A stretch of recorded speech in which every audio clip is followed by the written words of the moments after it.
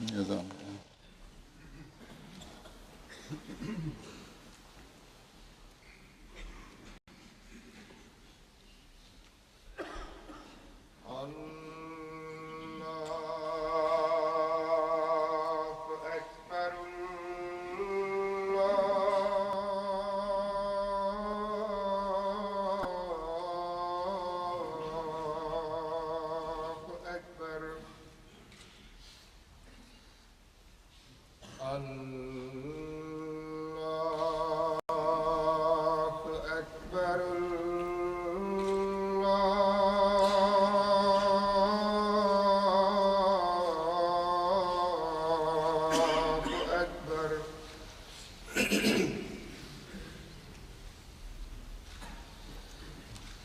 أشهد أن لا إله إلا الله.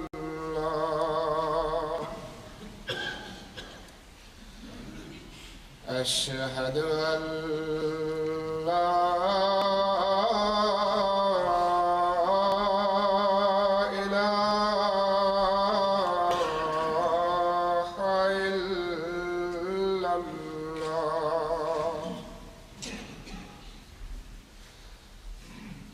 أشهد أن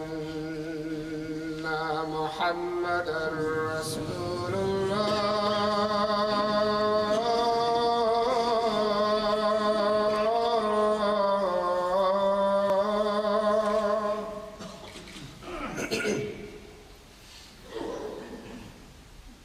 أشهد أن محمدًا رسول الله. حي على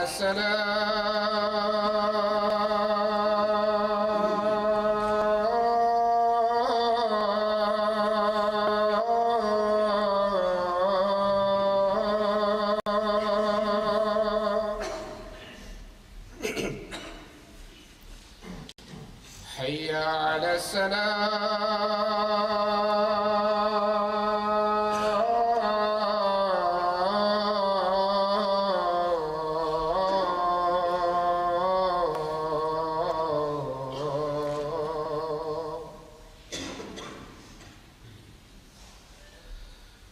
حي على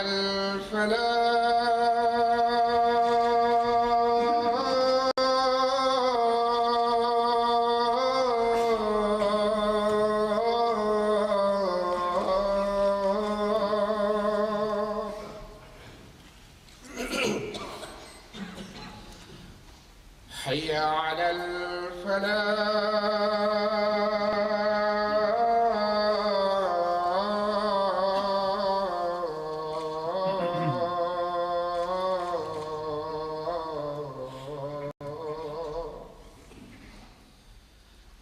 الله أكبر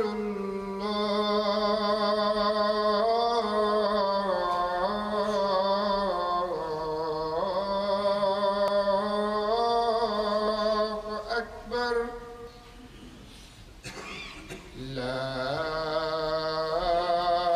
إله إلا الله.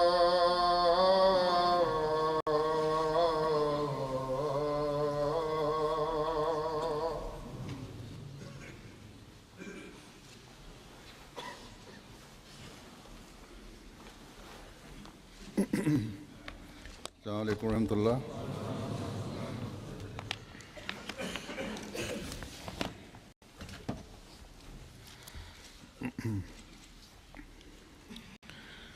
أشهد أن لا إله إلا الله وحده لا شريك له وأشهد أن محمدًا عبده ورسوله. أما بعد فأعوذ بالله من الشيطان بسم الله الرحمن الرحيم الحمد لله رب العالمين الرحمن الرحيم مالك يوم الدين إياك نعبد وإياك نستعين اهدنا الصراط المستقيم صراط الذين أنعمت عليهم غير المغضوب عليهم ولا الضالين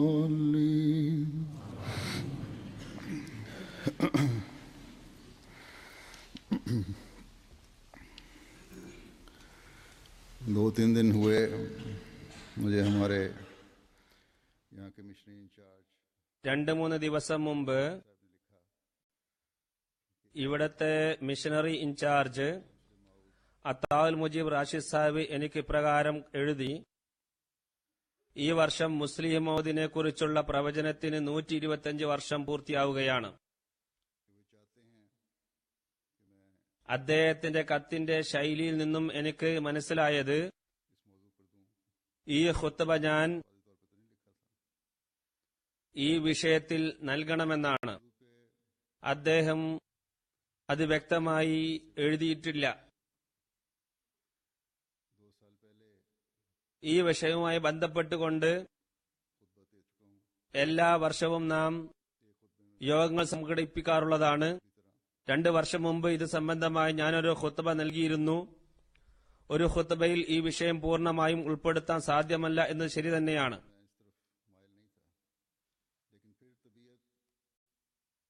ആദ്യമാദ്യം ഈ വിഷയത്തിൽ ഇനി ഖുത്ബ നൽകാൻ എനിക്ക് താൽപര്യം വന്നില്ല. പിന്നീട് താൽപര്യമുണ്ടായി. കാരണം ഇത് അതിമഹത്തായ ഒരു പ്രവചനമാണ്. ഇത് ഏതെങ്കിലും വ്യക്തിയുമായി ബന്ധപ്പെട്ട് നിൽക്കുന്നതല്ല. മറിച്ച് ഈ പ്രവചനം ഇസ്ലാമിന്റെ പുനർജനനവുമായി ബന്ധപ്പെട്ടതാണ്. ഈ പ്രവചനത്തിന്റെ അടിസ്ഥാനം തിരുനബി സല്ലല്ലാഹു അലൈഹി വസല്ലമയുടെ പ്രവചനമാണ്. അതുകൊണ്ട് ഇതിനെ പരാമർശിക്കേണ്ടത് അത്യാവശ്യമാണ്. യോഗങ്ങൾ നടത്താൻ സ്വാതന്ത്ര്യമുള്ള നാടുകളിൽ ഇത് സംബന്ധമായി യോഗങ്ങൾ നടക്കും.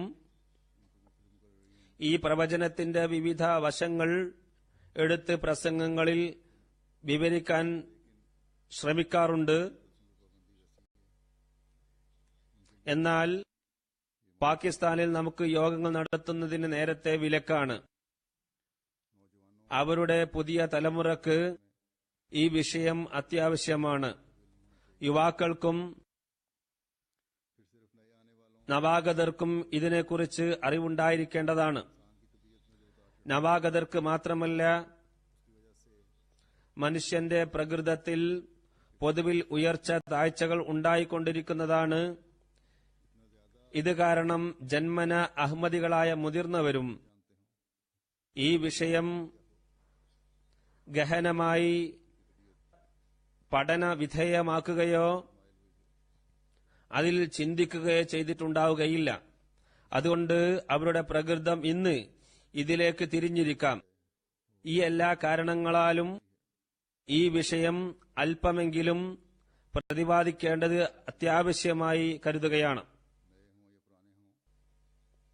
കാര്യങ്ങൾ ആവർത്തിക്കുന്നതുകൊണ്ട് പഴയവർക്കും പുതിയവർക്കും അവരുടെ അറിവിലും വിശ്വാസത്തിലും വർധനവിന് കാരണമാകുന്നതാണ്.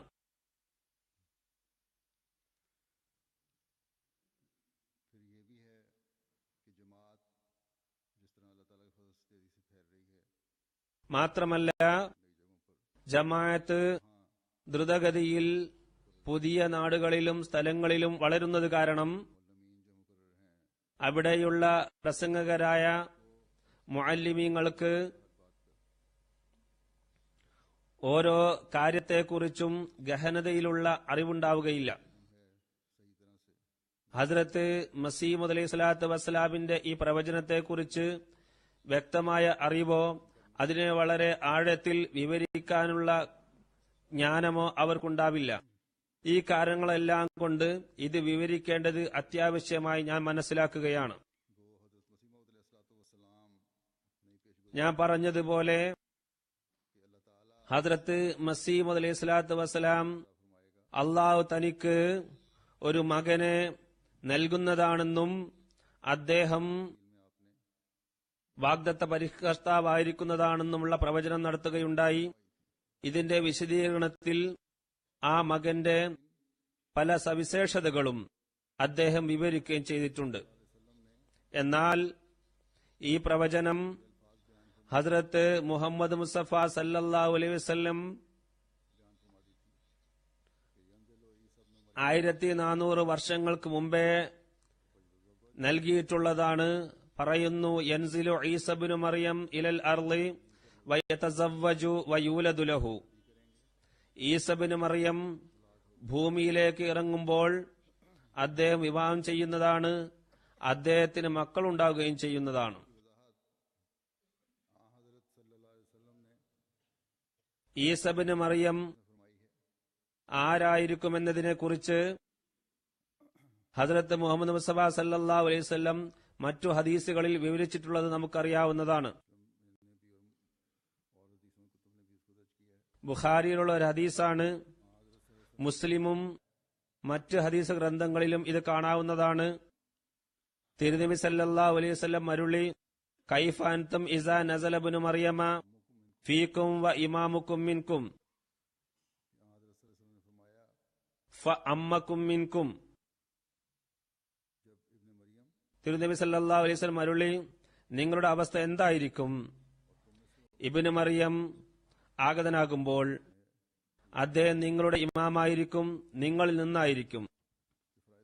മറ്റൊരു റിവായത്തിലുള്ളത്, നിങ്ങളിൽ നിന്നായതുകൊണ്ട് നിങ്ങൾക്ക് അദ്ദേഹം ഇമാമത്ത് വഹിക്കുന്നതാണ്. ഒരു ഹദീസിലുണ്ട്, നിങ്ങളിൽ ആര് ജീവിച്ചിരിക്കുന്നുവോ അവർ ഈസബ്നു മറിയമിന്റെ കാലം കാണുന്നതാണ്. അദ്ദേഹം ഇമാം മഹദിയും നീതിമാനായ വിധികർത്താവുമായിരിക്കും. കുരിശുടക്കും, പന്നിയെ കൊല്ലും. മുസ്നദ് അഹമ്മദിലുള്ള ഹദീസാണിത്. ഈ പ്രവചനം ഇസ്ലാമിന്റെ പുനർജനനവുമായി ബന്ധപ്പെട്ടതാണ്. ഈ പ്രവചനം വിശദീകരണത്തോടുകൂടി തിരുനബി സല്ലല്ലാഹു അലൈഹി വസല്ലമയുടെ പ്രിയ പ്രേമിയും വാഗ്ദത്ത മഹ്ദി മസീഹും മുഖേന അള്ളാഹു വെളിപ്പെടുത്തിയെങ്കിലും ഇതിന്റെ അടിത്തറ പാകിയത് ഇന്നേക്ക് 1400 വർഷത്തിനു മുമ്പേ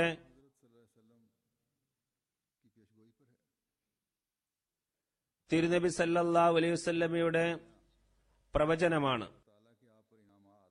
ഹദ്രത്ത് മസീഹ് അലൈഹി സ്വലാത്തു വസ്സലാമിന്റെ പ്രവചനങ്ങളും അദ്ദേഹത്തിൽ ഇറക്കിക്കൊണ്ടിരിക്കുന്ന അള്ളാഹുവിന്റെ അനുഗ്രഹങ്ങളും ഒന്നും തന്നെ ഹദ്രത്ത് മസീഹ് അലൈഹി സ്വലാത്തു വസ്സലാമിന്റെ വലിപ്പത്തരം കാണിക്കുന്നതിനുള്ളതല്ല. മറിച്ച് ഇതെല്ലാം അദ്ദേഹത്തിന്റെ യജമാനനും മാർഗദർശിയും നേതാവുമായ ഹദ്രത്ത് മുഹമ്മദ് മുസ്തഫ സല്ലല്ലാഹു അലൈഹി വസല്ലമയുടെ മഹത്വം ഉയർത്തിക്കാട്ടുന്നതിനു വേണ്ടിയാണ്. തിരുനബി സല്ലല്ലാഹു അലൈഹി വസല്ലമയുടെ പതാക ലോകത്ത് നാട്ടുന്നതിനു വേണ്ടിയാണ്. ഹദ്രത്ത് മസീഹ് അലൈഹി സ്വലാത്തു വസ്സലാമിനെ പിന്തുണച്ചുകൊണ്ട് അള്ളാഹു പ്രകടമാക്കുന്ന ഈ അടയാളങ്ങൾ യഥാർത്ഥത്തിൽ തിരുനബി സല്ലല്ലാഹു അലൈഹി വസല്ലമയുടെ മഹത്വം പ്രഘോഷിക്കുന്നതിനുള്ളതാണ്. ഇസ്ലാമിന്റെ ദൈവം ജീവനുള്ള ദൈവമാണെന്നും പ്രവാചകൻ ജീവനുള്ള പ്രവാചകനാണെന്നും തെളിയിച്ചു കാട്ടുന്നതിനു വേണ്ടിയാണ് ഈ പ്രവചനങ്ങൾ ഹദ്രത്ത് മസീഹ് അലൈഹി സ്വലാത്തു വസ്സലാം മുഖേന അള്ളാഹു വെളിപ്പെടുത്തിയിരിക്കുന്നത്. ചുരുക്കത്തിൽ അഹമ്മദിയത്ത് എന്നത് ഇസ്ലാമിൽ നിന്നും വേറിട്ടു നിൽക്കുന്ന ഒന്നല്ല. ഹദ്രത്ത് മസീഹ് അലൈഹി സ്വലാത്തു വസ്സലാമിനേക്കാളും തിരുനബി സല്ലല്ലാഹു അലൈഹി വസല്ലമയെ പ്രേമിക്കുന്ന മറ്റൊരാൾ ലോകത്തില്ല. ഒരു സ്ഥലത്ത് മഹാത്മാവ് പറയുന്നു, ഇനി ആകാശത്തിന് താഴെ ഒരേ ഒരു നബിയേ ഉള്ളൂ, ഒരേ ഒരു ഗ്രന്ഥമേ ഉള്ളൂ, അതായത് ഹദ്രത്ത് മുഹമ്മദ് മുസ്തഫ സല്ലല്ലാഹു അലൈഹി വസല്ലം. അദ്ദേഹം മറ്റു നബിമാരിലും അത്യുന്നതനും അതിശ്രേഷ്ഠനുമാണ്. മറ്റു പ്രവാചകന്മാരെക്കാളും സമ്പൂർണനും തികവാർന്നവനുമാണ്. ഖാത്തമുൽ അംബിയായും മനുഷ്യശ്രേഷ്ഠനുമാണ്. അദ്ദേഹത്തെ പിൻപറ്റുന്നതിലൂടെ ദൈവത്തെ ലഭിക്കുന്നു. അന്ധകാരാവൃതമായ മറകൾ നീങ്ങിപ്പോകുന്നു. ഈ ലോകത്ത് വെച്ച് തന്നെ യഥാർത്ഥ മോക്ഷത്തിന്റെ അടയാളങ്ങൾ പ്രത്യക്ഷമായി കാണുന്നു. വിശുദ്ധ ഖുർആൻ സത്യാധിഷ്ഠിതവും സമ്പൂർണമായ മാർഗദർശനങ്ങൾ ഉൾക്കൊള്ളുന്നതും സ്വാധീന ശക്തിയുള്ളതുമാണ്. ഇത് മുഖേന ആത്മീയ അറിവുകളും യഥാർത്ഥ ജ്ഞാനവും കരഗതമാകുന്നു. മാനുഷിക ചാപല്യങ്ങളിൽ നിന്നും ഹൃദയം ശുദ്ധമായിത്തീരുന്നു. മനുഷ്യൻ അറിവില്ലായ്മയിൽ നിന്നും അലസതയിൽ നിന്നും സംശയങ്ങളിൽ നിന്നും മോചിതനാകുകയും ദൃഢജ്ഞാനത്തിന്റെ സ്ഥാനം കരസ്ഥമാക്കുകയും ചെയ്യുന്നു. ഹസ്രത്ത് മസീഹ് അലൈഹി സ്വലാത്തു വസ്സലാമിന്റെ ഏതെങ്കിലും കാര്യം എടുത്തു നോക്കുക, ജീവിതത്തിലെ ഏതെങ്കിലും പ്രവർത്തനമോ രചനയോ എടുത്തു നോക്കുക. ഇതിന്റെ എല്ലാം മുഖം അള്ളാഹുവിലേക്കും വിശുദ്ധ ഖുർആനിലേക്കും തിരുനബി സല്ലല്ലാഹു അലൈഹി വസല്ലമിലേക്കും തിരിഞ്ഞു നിൽക്കുന്നതായി നിങ്ങൾക്ക് കാണാൻ സാധിക്കുന്നതാണ്. അദ്ദേഹം ലോകത്തോട് ഉച്ചൈസ്തരം ഉദ്ഘോഷിച്ചുകൊണ്ട് ഇപ്രകാരം പറയുന്നു: ഇന്ന് ജീവനുള്ള മതമുണ്ടെങ്കിൽ അത് ഇസ്ലാം മാത്രമാണ്. ഇന്ന് അള്ളാഹുമായി അടുപ്പിക്കാൻ കഴിവുള്ള ജീവനുള്ള പ്രവാചകനുണ്ടെങ്കിൽ അത് മുഹമ്മദ് മുസ്തഫ സല്ലല്ലാഹു അലൈഹി വസല്ലം തിരുമേനിയാണ്. അദ്ദേഹത്തെ പിൻപറ്റുന്നതിലൂടെ ദൈവത്തെ പ്രാപിക്കാൻ കഴിയുന്നു. ഇന്ന് പരിപൂർണ ഗ്രന്ഥമുണ്ടെങ്കിൽ നാനാതരം കൈകടത്തലുകളിൽ നിന്നും കടത്തിക്കൂട്ടലുകളിൽ നിന്നും പരിശുദ്ധമായി അതിന്റെ തനതായ അവസ്ഥയിൽ നിലകൊള്ളുന്ന ഗ്രന്ഥമുണ്ടെങ്കിൽ അത് വിശുദ്ധ ഖുർആനാണ്. ഇത് പഠിക്കുമ്പോൾ ദൈവിക ജ്ഞാനം കരഗതമാകുന്നു. ഇതിന്റെ പാരായണത്തിലൂടെ മനുഷ്യഹൃദയം ശുദ്ധമായിത്തീരുന്നു. അതായത് കാപ്പറ്റ്യം കൈവെടിഞ്ഞുകൊണ്ട് അത് വായിക്കുമ്പോൾ. കപടതയോടെ ഇത് പഠിക്കുകയാണെങ്കിൽ ഒരു പ്രയോജനവുമില്ല. ഇക്കാര്യം വിശുദ്ധ ഖുർആനിൽ അള്ളാഹു പറയുന്നു. ഹദ്റത്ത് മസീഹ് അലൈഹി സ്വലാത്തു വസ്സലാം പുതിയ ഒരു ചിന്താധാര നമുക്ക് നൽകിയിരിക്കുന്നു.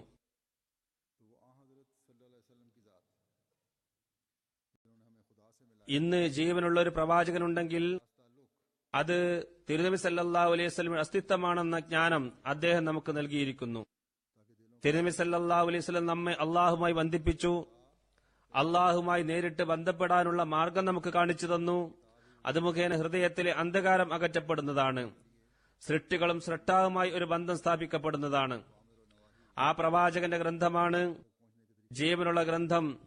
അതിൽ ഖിയാമത്ത് നാൾ വരെയുള്ള എല്ലാ കൽപ്പനകളും അള്ളാഹുവിലേക്ക് എത്താനുള്ള സർവ്വമാർഗങ്ങളും വിവരിച്ചിട്ടുണ്ട്.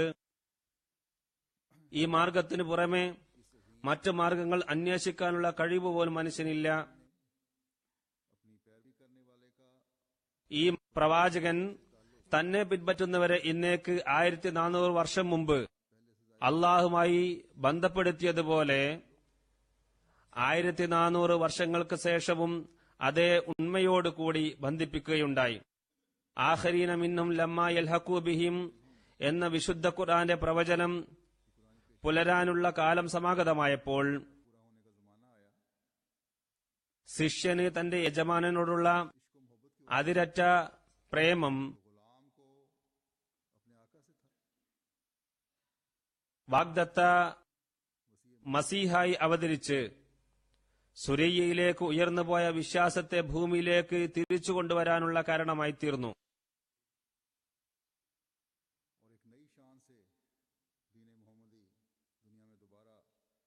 മുഹമ്മദി ദീൻ പുതിയ പ്രതാപത്തോടെ വാഗ്ദത്ത മസീഹ് മുഖേന ലോകത്ത് പ്രത്യക്ഷപ്പെടാൻ കാരണമായി.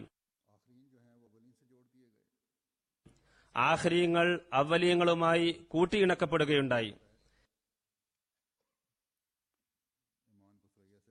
ഇതിനെക്കുറിച്ച് ഹദീസിൽ വരുന്നത് ഇപ്രകാരമാണ്: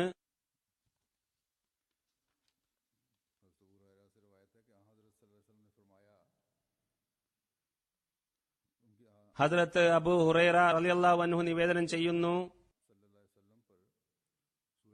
ഞങ്ങൾ തിരുനബി സല്ലല്ലാഹു അലൈഹി വസല്ലമയുടെ സദസ്സിൽ ഇരിക്കുകയായിരുന്നു.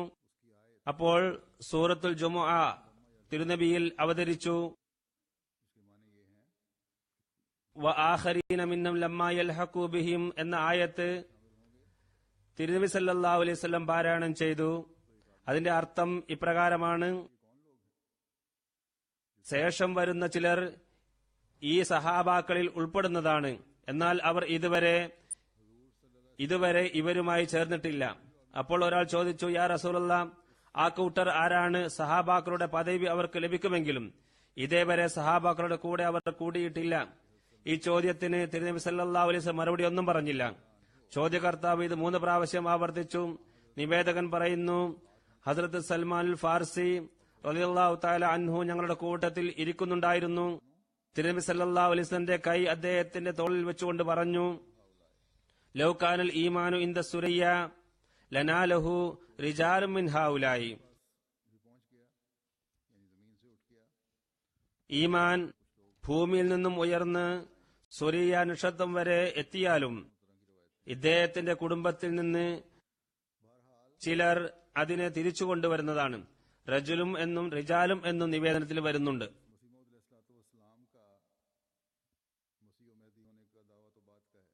ഹദ്രത്ത് മസീഹ് അലൈഹി സ്വലാത്തു വസ്സലാം മസീഹും മഹദിയുമാണെന്ന വാദം ഉന്നയിച്ചത് കുറെ കഴിഞ്ഞിട്ടാണ്. ഈ വാദത്തിന് മുമ്പും ഇസ്ലാമിന്റെ സേവനത്തിൽ ആ മഹാത്മാവ് മുഴുകിയിരുന്നു. അദ്ദേഹത്തിന് ഇലാ മുഖേന ഈ നൂറ്റാണ്ടിലെ മുജദ്ദിദാണെന്ന് അറിവിൽ വെച്ചപ്പോൾ ഇംഗ്ലീഷിലും ഉറുദുവിലും ഒരു വിജ്ഞാപനം അദ്ദേഹം പ്രസിദ്ധീകരിച്ചു. അതിൽ അദ്ദേഹം പ്രഖ്യാപിച്ചു, അള്ളാഹു എന്നെ ഈ നൂറ്റാണ്ടിലെ മുജദ്ദിദായി നിയമിച്ചിരിക്കുന്നു. ഇസ്ലാമിന്റെ സത്യത മറ്റെല്ലാ മതങ്ങളുടെയും മേൽ തെളിയിക്കാൻ ഞാൻ നിയുക്തനായിരിക്കുന്നു.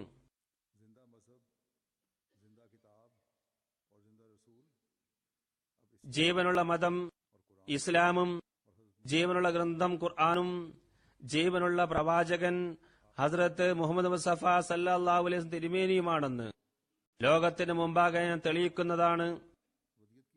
എന്നിൽ ആത്മീയമായ രീതിയിൽ ഹസ്രത്ത് മസീഹ് ഇബ്നു മറിയമിന്റെ ഗുണവിശേഷങ്ങൾ അന്തർലീനമായിരിക്കുന്നു എന്നും അദ്ദേഹം പ്രഖ്യാപിച്ചു. ഇസ്ലാമിന്റെ സത്യതയെ പരീക്ഷിക്കുന്നതിന് തന്റെ മുമ്പാകെ വരാൻ ലോകത്തുള്ള മതങ്ങളെയെല്ലാം അദ്ദേഹം ക്ഷണിക്കുകയും ചെയ്തു. ആത്മീയ രോഗശാന്തി നൽകുന്ന ഒരേ ഒരു മതം ഇനി ഇസ്ലാം മാത്രമാണെന്നും അദ്ദേഹം പ്രഖ്യാപിച്ചു. മറ്റൊരു മതവും തന്നെയില്ല. ഈ പ്രഖ്യാപനങ്ങൾ ഇന്ത്യയിലെ മറ്റു മതങ്ങളെ പിടിച്ചുകുലുക്കുകയുണ്ടായി. എന്നാൽ ഈ പ്രഖ്യാപനത്തിന്റെ അടിസ്ഥാനത്തിൽ ഇസ്ലാമിന്റെ സത്യത പരിശോധിക്കാൻ ആരും തന്നെ ധൈര്യപ്പെട്ടില്ല. ഇസ്ലാം ഉപേക്ഷിച്ച്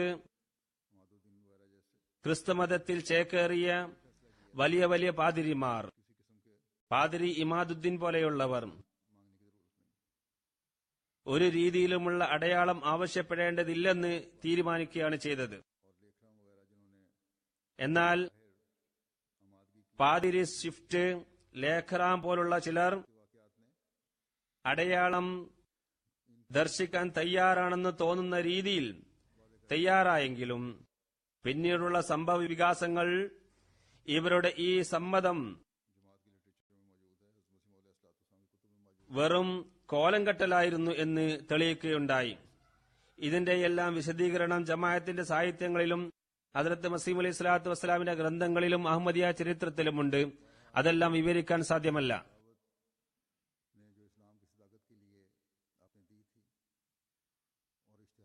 ഇസ്ലാമിന്റെ സത്യത പ്രകടിപ്പിക്കുന്നതിന് അദ്ദേഹം നൽകിയ ഈ ക്ഷണവും വിജ്ഞാപനവുമെല്ലാം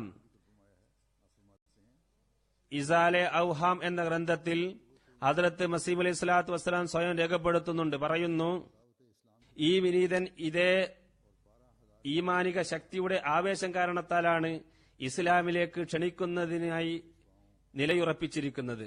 ഇസ്ലാമിലേക്ക് ക്ഷണിച്ചുകൊണ്ടുള്ള 12,000-ഓളം ക്ഷണക്കത്തുകൾ രജിസ്റ്റർ ചെയ്തുകൊണ്ട് സമൂഹത്തിന്റെ നേതാക്കന്മാർക്കും അമീർമാർക്കും രാജ്യ ഭരണാധികാരികൾക്കും അയച്ചു കൊടുത്തിട്ടുണ്ട്. എത്രമാത്രമെന്നാൽ ഒരു കത്തും ഒരു വിജ്ഞാപനവും രജിസ്റ്റർ ചെയ്തുകൊണ്ട് ബ്രിട്ടീഷ് ഗവൺമെന്റിന്റെ യുവരാജാവിന്റെ പേരിലും അയച്ചിട്ടുണ്ട്. ഇംഗ്ലണ്ടിലെ പ്രധാനമന്ത്രി ഗിൽഗർസ്റ്റോന്റെ പേരിലും വിജ്ഞാപനവും ഒരു കത്തും അയച്ചിട്ടുണ്ട്. ബിസ്മാർക്ക് രാജകുമാരന്റെ പേരിലും മറ്റു നാടുകളിലെ ഭരണകർത്താക്കന്മാരുടെ പേരിലും വിജ്ഞാപനവും കത്തും അയച്ചിട്ടുണ്ട്. ഇതെല്ലാം കൂട്ടുമ്പോൾ ഒരു വലിയ പെട്ടി നിറയുന്നതാണ്. ഇത്രയും വലിയ പ്രവർത്തനം യഥാർത്ഥ ഈമാനിക ശക്തിയില്ലെങ്കിൽ ഒരിക്കലും ചെയ്യാൻ സാധ്യമല്ലെന്ന് ഓർത്തിരിക്കണം. ഇത് ആത്മപ്രശംസക്കായി പറയുന്നതല്ല, യാഥാർത്ഥ്യം വെളിപ്പെടുത്തുക എന്ന ലക്ഷ്യം വെച്ചുകൊണ്ടാണ്. സത്യാന്വേഷികൾക്ക് ഒരു കാര്യത്തിലും സംശയം ഇല്ലാതിരിക്കുന്നതിനു വേണ്ടി മറ്റെല്ലാ മതങ്ങളുടെയും മേൽ ഇസ്ലാമിന്റെ ശ്രേഷ്ഠത പ്രകടിപ്പിക്കുന്ന പ്രവർത്തനവുമായി അദ്ദേഹം മുന്നോട്ട് നീങ്ങി. അതിശക്തമായി തിരയടിച്ചു വരുന്ന ക്രിസ്തീയ മുന്നേറ്റത്തെ തടയുന്നതിന് അതിന്റെ മുമ്പിൽ ഒരു തടയണ തന്നെ അദ്ദേഹം സൃഷ്ടിച്ചു. ഈ അവസരത്തിൽ ദുആ ചെയ്യുന്നതിനായി ഏകാന്തതയിൽ തപോയജ്ഞം നടത്തുവാനും അദ്ദേഹത്തിന് ആഗ്രഹമുണ്ടായി. ഇതിനായി കാദിയാന് പുറത്ത് ഒരു സ്ഥലത്ത് പോയി തപസ്സരിക്കാൻ അദ്ദേഹം തീരുമാനിച്ചു. ഈ അവസരത്തിൽ അള്ളാഹു ഇൽഹാം മുഖേന അറിയിച്ചു, താങ്കളുടെ ഈ ആഗ്രഹ പൂർത്തീകരണം ഓഷ്യാർപൂരിൽ വെച്ചായിരിക്കും നടക്കുക. ഇതിനായി 1886 ജനുവരി 22 തീയതി ഹോഷ്യാർപൂരിലേക്ക് പുറപ്പെട്ടു. അവിടെ പോയി ദുആയിൽ നിമഗ്നനായി. അള്ളാഹു ഈ അവസരത്തിൽ പല സുവാർത്തകളും അദ്ദേഹത്തിന് അറിയിക്കുകയും ചെയ്തു. ഈ തപോയജ്ഞം കഴിഞ്ഞപ്പോൾ ഹദ്റത്ത് മസീഹ് അലൈഹി സ്വലാത്തു വസ്സലാം 1886 ഫെബ്രുവരി 20 തീയതി തന്റെ പേന കൊണ്ടൊരു വിജ്ഞാപനം റിസാലെ സിറാജ് മുനീർ ബർ നിഷാനെ ഹായ റബ്ബെ ഖദീർ എന്ന പേരിൽ പ്രസിദ്ധീകരിക്കുകയും ചെയ്തു. ഇത് അമൃത്സറിലെ റിയാസ് ഹിന്ദ് പ്രസിൽ 1886 മാർച്ച് 1 പ്രസിദ്ധീകരിച്ചിട്ടുണ്ട്. ഇതിൽ ആ മഹാത്മാവ് എഴുതുന്നു, ഈ ഗ്രന്ഥത്തിൽ പിന്നീട് വിശദമായി എഴുതാൻ പോകുന്ന 3 വിധത്തിലുള്ള അടയാളങ്ങളിൽ ഒന്നാമത്തെ പ്രവചനം ഈ വിനീതനുമായി ബന്ധപ്പെട്ടതാണ്. ഇന്ന് 1886 ഫെബ്രുവരി 20 തീയതി ജമാദിൽ അവൽ 15 ചുരുങ്ങിയ രൂപത്തിൽ ഇൽഹാമിന്റെ വചനങ്ങൾ ഉദാഹരണമായി എഴുതുന്നു. ഇതിന്റെ വിശദീകരണം ഈ ഗ്രന്ഥത്തിൽ എഴുതുന്നതായിരിക്കും ഇൻഷാ അല്ലാഹു തആല.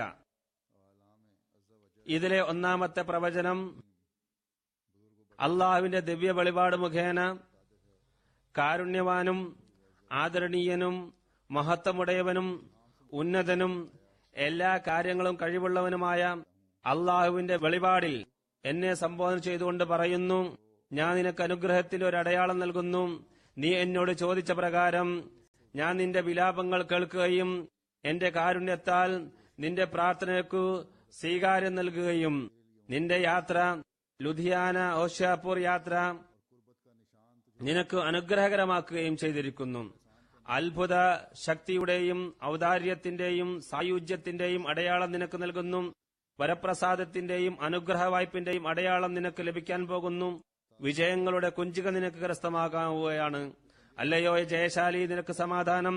ജീവിതത്തെ ആഗ്രഹിക്കുന്നവർക്ക് മരണത്തിന്റെ പിടിയിൽ നിന്ന് രക്ഷ ലഭിക്കാനും ഖബറുകളിൽ മറവ് ചെയ്യപ്പെട്ടവർ പുറത്തു വരുമാറാകാനും ഇസ്ലാം മതത്തിന്റെ മേന്മയും ദൈവവചനത്തിന്റെ പെരുമയും ജനങ്ങൾക്ക് വെളിപ്പെടുന്നതിനും സത്യം അതിന്റെ സർവ്വ അനുഗ്രഹങ്ങളാലും പ്രകടമാകുന്നതിനും അസത്യം അതിന്റെ മ്ലേച്ഛതയാൽ ഓടിമറയുന്നതിനും ഞാൻ സർവശക്തനും ഇച്ഛിക്കുന്നത് ചെയ്യുന്നവനുമാണെന്ന് ലോകത്തിന് മനസ്സിലാകുന്നതിനും ഞാൻ നിന്നോടൊപ്പമാണെന്ന് അവർക്ക് ദൃഢബോധ്യം വരുന്നതിനും ദൈവത്തിന്റെ അസ്തിത്വത്തിൽ വിശ്വസിക്കുന്നവർക്കും ദൈവത്തിന്റെ മതത്തെയും ഗ്രന്ഥത്തെയും പരിശുദ്ധ പ്രവാചകൻ മുഹമ്മദ് മുസ്തഫ സല്ലല്ലാഹു അലൈഹി വസല്ലം തിരുമേനിയെയും നിഷേധിക്കുകയും കള്ളവാദിയായി ചിത്രീകരിക്കുകയും ചെയ്യുന്നവർക്കും തുറന്ന ഒരു ദൃഷ്ടാന്തമായി തീരുന്നതിനും കുറ്റവാളികളുടെ മാർഗം വെളിപ്പെടുമാറാകുന്നതിനും വേണ്ടിയത്രേ ഇപ്രകാരം അരുളിയിട്ടുള്ളത്. ആകയാൽ നിനക്ക് സുവിശേഷമായിരിക്കട്ടെ, പ്രതാപവാനും പരിശുദ്ധനുമായ ഒരു പുത്രൻ നിനക്ക് നൽകപ്പെടും. ഒരു പാവനപുത്രൻ നിനക്ക് ലഭിക്കുന്നതാണ്. ആ കുട്ടി നിന്റെ ബീജത്തിൽ നിന്നും നിന്റെ സന്തതിയിൽ നിന്നുമുള്ളവൻ തന്നെയായിരിക്കും. സുന്ദരനായ പരിശുദ്ധ സുധൻ നിന്റെ വിരുന്നുകാരൻ ഇതാ വരുന്നു. അവന്റെ പേര് അൻമായിൽ എന്നും ബഷീർ എന്നുമാണ്. അവന് പാവനമായ ആത്മാവ് നൽകപ്പെട്ടിരിക്കുന്നു. അവൻ അശുദ്ധികളിൽ നിന്നെല്ലാം അതീതനായിരിക്കും. അവൻ ദൈവത്തിന്റെ പ്രഭ നൂറുള്ളതായിരിക്കും. ആകാശത്തിൽ നിന്നും വരുന്നവൻ അനുഗ്രഹീതൻ. അവന്റെ വരവോടുകൂടി വരുന്നവനോടൊപ്പം അനുഗ്രഹമുണ്ട്. അവൻ പ്രഭാവവും ഐശ്വര്യവും ഉള്ളവനായിരിക്കും. അവൻ ലോകത്ത് വന്ന് തന്റെ മസീഹി ഗുണവും റൂഹുൽ ഹക്കിന്റെ അനുഗ്രഹവും മുഖേന അനേകരുടെ രോഗത്തെ സുഖപ്പെടുത്തും. അവൻ കലിമത്തുള്ള ആകുന്നു. എന്തുകൊണ്ടാൽ ദൈവത്തിന്റെ അനുഗ്രഹവും അവന്റെ മഹത്വത്തിന്റെ വചനത്താൽ അയച്ചിരിക്കുന്നു. അവൻ വലിയ ബുദ്ധിശാലിയും കാര്യജ്ഞനും സഹനശീലനുമായിരിക്കും. ലൗകികവും ആത്മീയവുമായുള്ള വിദ്യകളാൽ അവൻ നിറക്കപ്പെടും. അവൻ 3 4 ഇതിന്റെ അർത്ഥം മനസ്സിലായിട്ടില്ല. തിങ്കളാഴ്ച, അനുഗ്രഹപൂർണമായ തിങ്കളാഴ്ച, വാത്സല്യപുത്രൻ, മഹാഭാഗ്യവാനായുള്ളവൻ, ആദ്യന്തരഹിതനായ ദൈവം പ്രത്യക്ഷപ്പെടുന്ന സ്ഥാനവും സത്യത്തിന്റെയും ഔന്നത്യത്തിന്റെയും നിലയനവും ആയുള്ളവൻ. അള്ളാഹു ആകാശത്തിൽ നിന്നും ഇറങ്ങിയതുപോലെ അവന്റെ ആവിർഭാവം എത്രയും അനുഗ്രഹീതവും ദൈവത്തിന്റെ പ്രതാപം വെളിപ്പെടുത്തുന്നതിനും കാരണമായി തീരുന്നതാണ്. പ്രകാശം വരുന്നു. ഏതൊരുവനെ ദൈവം തന്റെ അഭീഷ്ടമാകുന്ന പരിമളം കൊണ്ട് പരിലിപ്തനാക്കിയിരിക്കുന്നുവോ ആ പ്രഭാവശാലി വരുന്നു. നാം നമ്മുടെ വചനം അവനിൽ ആക്കും. അവന്റെ തലക്കുമീതെ ദൈവത്തിന്റെ നിഴൽ ഉണ്ടായിരിക്കും. അവൻ വേഗം വേഗം വളർന്നു വരികയും ബന്ധനസ്ഥരുടെ മോചനത്തിനു കാരണമായി തീരുകയും ചെയ്യും. ഭൂമിയുടെ കോണുകളിലെല്ലാം അവൻ കീർത്തി പ്രാപിക്കും. ജാതികൾ അവങ്കൽ നിന്നും അനുഗ്രഹം കൈക്കൊള്ളും. അനന്തരം അവൻ സ്വർഗത്തിൽ തനിക്കുള്ള ആത്മസ്ഥാനത്തേക്കു കരേറ്റപ്പെടും. ഇത് വിധിക്കപ്പെട്ട കാര്യമാകുന്നു. അത്യുന്നതനായ ദൈവം പിന്നെയും എനിക്ക് സുവാർത്ത നൽകിക്കൊണ്ട് പറഞ്ഞു, നിന്റെ ഭവനം അനുഗ്രഹം കൊണ്ട് നിറക്കപ്പെടും. ഞാൻ എന്റെ അനുഗ്രഹങ്ങൾ നിന്നിൽ പൂർത്തിയാക്കും. അനുഗ്രഹീതരായ സ്ത്രീകളിൽ നിന്ന് നിനക്ക് അനേകം തലമുറകൾ ഉണ്ടാകും. ഞാൻ നിന്റെ സന്താനങ്ങളെ പെരുപ്പിക്കുകയും അനുഗ്രഹിക്കുകയും ചെയ്യും. എന്നാൽ അവരിൽ ചിലർ അല്പായുസ്സുള്ളവരായിരിക്കും. നിന്റെ സന്താനങ്ങൾ അധികമായി രാജ്യങ്ങളിൽ പരക്കും. നിന്റെ പൃഥിവ്യ പരമ്പരയിലെ സഹോദരന്മാരുടെ ഓരോ ശാഖയും മുറിക്കപ്പെടും. അവർ അവിളംബം അനപത്യരായി അവസാനിക്കും. അവർ പശ്ചാത്തപിക്കുന്നില്ലെങ്കിൽ അവർ മുടിഞ്ഞുപോകും വരെ ദൈവം അവരിൽ ആപത്തുകൾ ഇറക്കും. അവരുടെ ഭവനം വിധവമാരാൽ നിറക്കപ്പെടും. ഗൃഹഭിത്തികളിൽ മേൽ കോപം ഇറങ്ങും. എന്നാൽ അവർ മടങ്ങുമെങ്കിൽ ദൈവവും കാരുണ്യപൂർവ്വം മടങ്ങും. ദൈവം നിന്റെ അനുഗ്രഹങ്ങൾ പരിസരത്തും പരത്തും. ശൂന്യമായ ഒരു ഗൃഹം നീ മുഖേന നിബിഡമാക്കപ്പെടും. ഭയതമായ ഒരു ഭവനം അനുഗ്രഹങ്ങളാൽ നിറക്കപ്പെടും. നിന്റെ സന്താന പരമ്പര അവസാനിച്ചു പോകുകയില്ല. അന്ത്യനാൾ വരെയും അത് പച്ചളിപ്പുള്ളതായിരിക്കും. ലോകാന്ത്യം വരെ നിന്റെ നാമത്തെ ദൈവം ബഹുമാന പുരസ്സരം നിലനിർത്തും. നിന്റെ സന്ദേശ പ്രചാരണത്തെ ലോകത്തിന്റെ കോണുകളോളം എത്തിക്കുന്നതാണ്. ഞാൻ നിന്നെ ഉയർത്തുകയും എന്നിലേക്ക് വിളിക്കുകയും ചെയ്യും. എന്നാൽ ഭൂമിയുടെ ഏടുകളിൽ നിന്നും ഒരിക്കലും നിന്റെ പേര് എടുക്കപ്പെടുകയില്ല. നിന്നെ അപമാനിക്കാനുള്ള ആലോചനയിൽ ഏർപ്പെട്ടിരിക്കുന്നവരും നീ പരാജയപ്പെട്ട് കാണാൻ ആഗ്രഹിക്കുന്നവരും നിന്നെ നശിപ്പിക്കാൻ പ്രയത്നിക്കുന്നവരും ആശയറ്റവരായി തീരും. അവർ നിഷ്ഫലതയിലും നിരാശയിലും പെട്ടു ഒടുങ്ങിപ്പോകും. എന്നാൽ ദൈവം നിന്നെ പൂർണ്ണമായി വിജയശ്രീലനാക്കുന്നതുകയും നിന്റെ എല്ലാ ആഗ്രഹങ്ങളും നിനക്ക് സാധിച്ചു തരികയും ചെയ്യും. നിന്നോട് കൂറ് പുലർത്തുന്നവരെയും നിന്നെ ആത്മാർത്ഥമായി സ്നേഹിക്കുന്നവരെയും ഞാൻ വളർത്തും. അവരിലും അവരുടെ സമ്പത്തിലും ഞാൻ അനുഗ്രഹം ചൊരിയുകയും അത് വർദ്ധിപ്പിക്കുകയും ചെയ്യും. മുസൽമാന്മാരിൽ അസൂയാലുക്കളും ശാഠ്യബുദ്ധിയുമുള്ളവരായ ആ മറ്റേ വിഭാഗത്തിൽ മേൽ അവർ ഖിയാമത്ത് നാൾ വരെ ജയിക്കുകകളായിരിക്കും. അവരെ ദൈവം മറക്കുകയില്ല, അവഗണിക്കുകയില്ല. അവർ ആത്മാർത്ഥതയുടെ തോതനുസരിച്ച് അവർക്കുള്ള പ്രതിഫലം നേടും. നീ എനിക്ക് ബസ്നി ഇസ്രായേലിലെ നബിമാരെ പോലെ എത്രേ, അതായത് പ്രതിരൂപമായ സാദൃശ്യമുള്ളവൻ. നീ എനിക്ക് എന്റെ തൗഹീദ് പോലെയാണ്. നീ എന്നിൽ നിന്നും ഞാൻ നിന്നിൽ നിന്നുമാണ്. രാജാക്കന്മാരുടെയും ഭരണകർത്താക്കന്മാരുടെയും ഹൃദയത്തിൽ നിന്നോടുള്ള സ്നേഹം ഇട്ടുകൊടുക്കുന്ന ആ നാൾ ഇതാ വരുന്നു. അല്ല, അത് വളരെ അടുത്താണ്. അവർ നിന്റെ വസ്ത്രത്തിൽ നിന്നും അനുഗ്രഹം തേടുന്നതുവരെയാകും. ഹേ നിഷേധികളെ, സത്യത്തിന്റെ വിരോധികളെ, നിങ്ങൾ എന്റെ ദാസന്റെ കാര്യത്തിൽ സംശയഗ്രസ്തരാണെങ്കിൽ നാം നമ്മുടെ ദാസന് നൽകിയ അനുഗ്രഹത്തെയും ഔദാര്യത്തെയും നിങ്ങൾ നിഷേധിക്കുന്നുവെങ്കിൽ ഈ അനുഗ്രഹാടയാളത്തിന് തുല്യമായ ഒന്ന് നിങ്ങളെ സംബന്ധിച്ചിടത്തോളം നിങ്ങളും കൊണ്ടുവരുവിൻ. നിങ്ങൾക്ക് ആർജവമുണ്ടെങ്കിൽ നിങ്ങൾക്കൊരിക്കലും കൊണ്ടുവരാനാവില്ലെങ്കിലും ഒരിക്കലും കഴിയില്ലെന്നോർത്തുകൊള്ളുവിൻ. ധിക്കാരികൾക്കും അസത്യവാന്മാർക്കും അതിക്രമകാരികൾക്കും വേണ്ടി ഒരുക്കപ്പെട്ട തീനാളത്തെ ഭയപ്പെടുവിൻ. റിയാസെ ഹിന്ദിലാണ് ഇത് പ്രസിദ്ധീകരിച്ചിരിക്കുന്നത്. ഈ തപോ യജ്ഞത്തിന് ശേഷം അള്ളാഹു അദ്ദേഹത്തിന് നൽകിയ പ്രവചനങ്ങളാണിവ. ഇതിൽ ഒരു മകനെക്കുറിച്ചുള്ള സുവാർത്ത അടങ്ങിയിരിക്കുന്നു. ആ മകന് വിവിധ ഗുണങ്ങളുണ്ട്. ഈ ഗുണങ്ങളെ വിശദമായി നാം പരിശോധിച്ചാൽ 52 ഗുണങ്ങൾ കാണാൻ സാധിക്കുന്നതാണ്. ഒരു സ്ഥലത്ത് ഹസ്രത്ത് മുസ്ലിം റളിയല്ലാഹു അൻഹു 58 ഗുണങ്ങൾ എന്നും പറഞ്ഞിട്ടുണ്ട്. റസൂലുള്ളാഹി സ്വല്ലല്ലാഹു അലൈഹി വസല്ലം പറഞ്ഞിരിക്കുന്നു, മസീഹ് വന്നാൽ പിന്നീട് അദ്ദേഹത്തിന് മക്കളുണ്ടാകും എന്ന് ഹദീസ് ഞാൻ കേൾപ്പിച്ചു.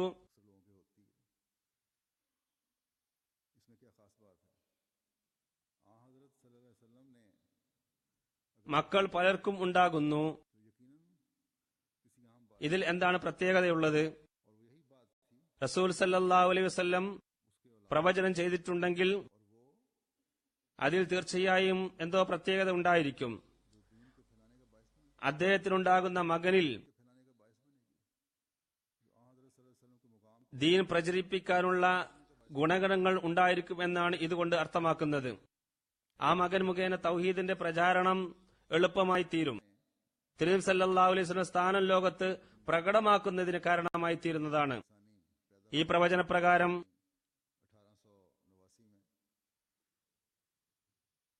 1889 ഹദ്രത്ത് മിർസ ബഷീറുദ്ദീൻ മഹ്മൂദ് അഹമ്മദ് ഖലീഫത്തുൽ മസീഹ് സാനി ജനിക്കുകയുണ്ടായി.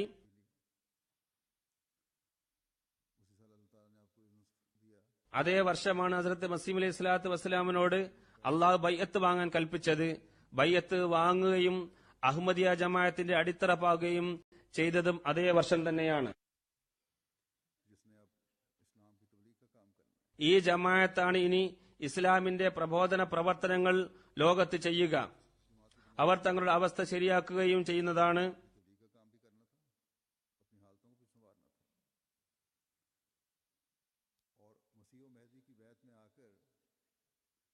വാഗ്ദത്ത മഹ്ദി മസീഹിന്റെ ബയ്യത്തിൽ വന്നുകൊണ്ട് തിരുനബി സല്ലല്ലാഹു അലൈഹി വസല്ലമയുടെ പ്രവചനത്തെ പൂർത്തിയാക്കുന്നതും ഈ ജമാഅത്തായിരിക്കും. ജമാഅത്ത് രൂപീകരിച്ചതിന്റെ ഉദ്ദേശവും ഇത് തന്നെയായിരുന്നു.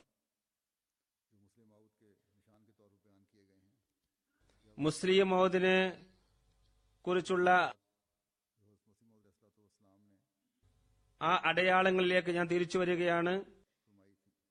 വാഗ്ദത്ത പുത്രനെ കുറിച്ച് അള്ളാഹുവിൽ നിന്നും അറിവ് നേടിക്കൊണ്ട് ഹസ്രത്ത് മസീഹ് അലൈഹി സ്വലാത്തു വസ്സലാം പറഞ്ഞ ആ അടയാളങ്ങൾ എന്തെല്ലാമാണെന്ന് നോക്കാം.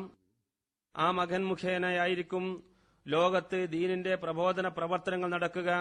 ലോകത്ത് പരിഷ്കരണം ആ മകൻ മുഖേന നടക്കുന്നതാണ്. അള്ളാഹുവിൽ നിന്നും ലഭിച്ച അറിവിന്റെ അടിസ്ഥാനത്തിൽ ഹദ്രത്ത് മുസ്ലിം മൗദ് റളിയല്ലാഹു അൻഹു താനാണ് മുസ്ലിം മൗദ് എന്ന് പ്രഖ്യാപിച്ച ആ വർഷത്തെ വാർഷിക സമ്മേളനത്തിൽ പ്രസംഗിക്കവേ മുസ്ലിം മൗദിനു ഉണ്ടാകുന്ന 52 അടയാളങ്ങൾ അദ്ദേഹം എണ്ണിപ്പറയുകയുണ്ടായി. അത് ഞാൻ അദ്ദേഹത്തിന്റെ വാക്കുകളിൽ തന്നെ ചുരുക്കി വിവരിക്കുന്നതാണ്. പറയുന്നു, പ്രവചനത്തെക്കുറിച്ച് ശ്രദ്ധാപൂർവം പഠനം നടത്തുമ്പോൾ ഈ പ്രവചനത്തിൽ വരാനിരിക്കുന്ന മകനെക്കുറിച്ച് ചുവടെ ചേർക്കുന്ന അടയാളങ്ങൾ വിവരിച്ചിട്ടുണ്ടെന്ന് മനസ്സിലാകുന്നതാണ്. ഒന്നാമത്തെ അടയാളം, അവൻ അള്ളാഹുവിന്റെ ശക്തിപ്രഭാവമായിരിക്കും. രണ്ടാമത്തെ അടയാളം, അവൻ അനുഗ്രഹത്തിന്റെ അടയാളമായിരിക്കും. മൂന്നാമത്തെ അടയാളം, അവൻ സാമീപ്യത്തിന്റെ അടയാളമായിരിക്കും. നാലാമത്തേത്, അവൻ ഫളിന്റെ അടയാളമായിരിക്കും. അഞ്ചാമത്തേത് ഔദാര്യത്തിന്റെ അടയാളമായിരിക്കും. ആറാമത്തെ അടയാളം, അത് വരപ്രസാദത്തിന്റെ അടയാളമായിരിക്കും. ഏഴാമത്തെ അടയാളം, അവൻ പ്രതാപവാനായിരിക്കുമെന്നാണ്. എട്ടാമത്തെ അടയാളം, അവൻ സമ്പന്നനായിരിക്കും. ഒമ്പതാമത്തെ അടയാളം, അവൻ മസീഹിന്റെ ഗുണങ്ങളോടുകൂടിയവനായിരിക്കും. പത്താമത്തെ ഗുണം, അവൻ റൂഹുൽ ഹക്കിന്റെ അനുഗ്രഹത്താൽ പലരുടെയും രോഗശമനത്തിന് കാരണമായി തീരുന്നതാണ്. 11-ാം അടയാളം, അവൻ അള്ളാഹുവിന്റെ വചനമായിരിക്കും. 12-ാം അടയാളം, ദൈവത്തിന്റെ അനുഗ്രഹവും അവന്റെ മഹത്വത്തിന്റെ വചനത്താൽ അയച്ചിരിക്കുന്നു എന്നാണ്. 13-ാമത്തെ അടയാളം, അവൻ വലിയ ബുദ്ധിശാലിയായിരിക്കും. 14-ാമത്തെ അടയാളം, അവൻ നല്ല കാര്യജ്ഞനായിരിക്കും. 15-ാമത്തെ അടയാളം, അവൻ സഹനശീലനായിരിക്കും. 16-ാമത്തെ അടയാളം, അവൻ ലൗകികമായ അറിവിനാൽ നിറക്കപ്പെടുന്നവനാണ്. 17-ാമത്തെ അടയാളം, അവൻ ആത്മീയമായ വിദ്യകളാൽ നിറക്കപ്പെടും. 18-ാം അടയാളം, അവൻ 3-നെ 4 ആക്കുന്നതാണ്. 19-ാമത്തെ അടയാളം തിങ്കളാഴ്ചയുമായി അദ്ദേഹത്തിന് വലിയ ബന്ധമുണ്ടാകും. 20-ാമത്തെ അടയാളം വാത്സല്യപുത്രനായിരിക്കും. 21-ാം അടയാളം മഹാഭാഗ്യവാനായിരിക്കും. 22-ാം അടയാളം ആദ്യത്തെ പ്രതിച്ഛായയായിരിക്കും. 23-ാമത്തെ അടയാളം അവൻ അവസാനത്തെ പ്രതിച്ഛായയായിരിക്കും. 24-ാം അടയാളം സത്യത്തിന്റെ നിലയനമായിരിക്കും. 25-ാം അടയാളം അവൻ ഔന്നിത്യത്തിന്റെ നിലയനമായിരിക്കും. 26-ാം അടയാളം അള്ളാഹു ആകാശത്തിൽ നിന്നും ഇറങ്ങിയതുപോലെയായിരിക്കും. 27-ാമത്തെ അടയാളം അവന്റെ ആവിർഭാവം എത്രയും അനുഗ്രഹീതമായിരിക്കും. 28-ാം അടയാളം ദൈവത്തിന്റെ പ്രതാപം വെളിപ്പെടുന്നതിന് കാരണമായി തീരും. 29-ാമത്തെ അടയാളം അവൻ പ്രകാശമായിരിക്കും. 30-ാമത്തെ അടയാളം അവനെ ദൈവം തന്റെ അഭീഷ്ടമാകുന്ന പരിമളം കൊണ്ട് പരിലിപ്തനാക്കിയിരിക്കുന്നു എന്നാണ്. 31-ാം അടയാളം അള്ളാഹു തന്റെ റൂഹ് അവനിൽ ഇടുന്നതാണ്. 32-ാം അടയാളം ദൈവത്തിന്റെ നിഴൽ അവന്റെ തലക്കുമീതെ ഉണ്ടായിരിക്കും. 33-ാം അടയാളം അവൻ വേഗം വേഗം വളരും. 34-ാം അടയാളം ബന്ധനസ്ഥരുടെ മോചനത്തിനു കാരണമായി തീരും. 35-ാം അടയാളം ലോകത്തിന്റെ അറ്റങ്ങളോളം അവന്റെ കീർത്തി വരക്കും. 36-ാം അടയാളം ജാതികൾ അവനിൽ നിന്നും അനുഗ്രഹങ്ങൾ തേടും. 37-ാം അടയാളം അവൻ സ്വർഗത്തിൽ തനിക്കുള്ള ആത്മസ്ഥാനത്തേക്ക് കരയറ്റപ്പെടുന്നതാണ്. 38 അവൻ വൈകി വരുന്നവനായിരിക്കും. 39-ാം അടയാളം അവൻ ദൂരെ നിന്ന് വരുന്നവനായിരിക്കും. 40-ാം അടയാളം അവൻ പ്രവാചകന്റെ അഭിമാനമായിരിക്കും. 41-ാം അടയാളം അവന്റെ ബാഹ്യമായ അനുഗ്രഹങ്ങൾ ഭൂമിയിൽ എല്ലായിടത്തും വ്യാപിക്കുന്നതാണ്. 42-ാം അടയാളം അവന്റെ ആത്മീയ അനുഗ്രഹങ്ങൾ ഭൂമിയിൽ എല്ലായിടത്തും വ്യാപിക്കും. 44-ാം അടയാളം യൂസുഫിനെ പോലെ അദ്ദേഹത്തിന്റെ മൂത്ത സഹോദരന്മാർ അദ്ദേഹത്തെ എതിർക്കും. 44-ാം അടയാളം അവൻ ബഷീർ ദൌലയായിരിക്കും. 45-ാം അടയാളം അവൻ ഷാദി ഖാൻ ആയിരിക്കും. 46-ാം അടയാളം അവൻ യുവത്വത്തിന്റെ അവസ്ഥയിലായിരിക്കും. 47-ാം അടയാളം രൂപലാവണ്യത്തിലും ഔദാര്യത്തിലും ഹദ്റത്ത് മസീഹ് അലൈഹി സ്വലാത്തു വസ്സലാമിന്റെ പ്രതിപുരുഷനായിരിക്കും. 48-ാം അടയാളം അവൻ പ്രതാപവാനായ അള്ളാഹുവിന്റെ വചനമായിരിക്കും. 49-ാം അടയാളം അവൻ കലിമത്തുള്ള ഖാൻ ആയിരിക്കും.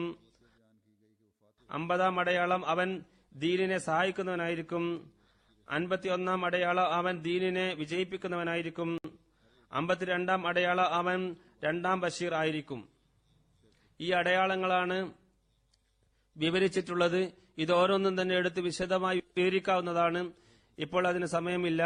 നാം ശ്രദ്ധാപൂർവം ഒരു പഠനം നടത്തുകയാണെങ്കിൽ ഹദ്റത്ത് മുസ്ലിം റളിയല്ലാഹു അൻഹുവിന്റെ ജീവിതവും 52 വർഷത്തെ ഖിലാഫത്ത് കാലഘട്ടവും പരിശോധിക്കുകയാണെങ്കിൽ ഈ ഓരോ അടയാളവും അദ്ദേഹത്തിൽ പുലർന്നതായി കാണാൻ സാധിക്കുന്നതാണ്.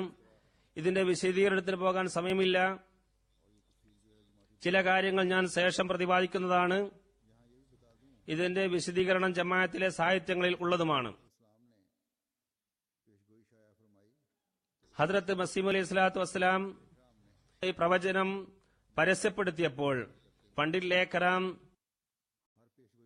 നിർലജ്ജമായ പദപ്രയോഗത്തിലൂടെ ഈ ഓരോ പ്രവചനത്തെയും എതിർത്തുകൊണ്ട് തന്റെ മൃഗീയവും ദുഷ്പ്രകൃതവും പ്രകടിപ്പിച്ചുകൊണ്ട് മറ്റൊരു പ്രവചനം പ്രസിദ്ധീകരിക്കുകയുണ്ടായി. പണ്ഡിറ്റ് ലേഖറാമിന്റെ ദുഷ്പ്രകൃതവും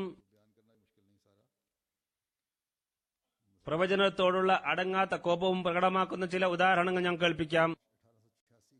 എല്ലാം വിവരിക്കുക എന്നത് പ്രയാസമാണ്. 1-2 ഉദാഹരണങ്ങൾ കേൾപ്പിക്കാം. പണ്ഡിറ്റ് ലേഖറാം 1886 മാർച്ച് 18-ാം തീയതി ധിക്കാരസ്വരത്തിൽ അള്ളാഹുവിന്റെ പേരിൽ കറ്റുകെട്ടിക്കൊണ്ടുള്ള ഒരു പ്രവചനം പ്രസിദ്ധീകരിച്ചു. അതിൽ ഓരോ വാക്കും ദൈവത്തിന്റെ വെളിപാട് മുഖേന എഴുതുന്നതാണെന്ന് വീരവാദം മുഴക്കുകയുണ്ടായി. ഹദ്റത്ത് മസീഹ് അലൈഹി സ്വലാത്തു വസ്സലാം തന്റെ പ്രവചനത്തിൽ പറഞ്ഞിരുന്നു, നിന്റെ സന്താന പരമ്പര അവസാനിച്ചു പോകില്ല, അത് വർദ്ധിപ്പിച്ചുകൊണ്ടിരിക്കുന്നതാണ് എന്ന്. അതിനു പകരം ലേഖരാം പറഞ്ഞത്, നിന്റെ സന്താന പരമ്പര വളരെ വേഗം അവസാനിച്ചു പോകും, കവിഞ്ഞാൽ 3 കൊല്ലം വരെ നിന്റെ ഖ്യാതി നിലനിൽക്കും. ഇനി വല്ല ആൺകുട്ടിയുമാണ് ജനിക്കുന്നതെങ്കിൽ തന്നെ ആ പ്രവചനത്തിൽ പറയപ്പെട്ട അടയാളങ്ങൾക്കെതിരിൽ അനുഗ്രഹത്തിന്റെ അടയാളമാകില്ല, മറിച്ച് ശാപത്തിന്റെ അടയാളമായിരിക്കും. അദ്ദേഹം മുസ്ലിം മൗദ് ആയിരിക്കുകയില്ല, നൗദുബില്ല, മുഫ്സിദ് മൗദ്, ബാഗ്ദത്തെ കുഴപ്പക്കാരനായിരിക്കും.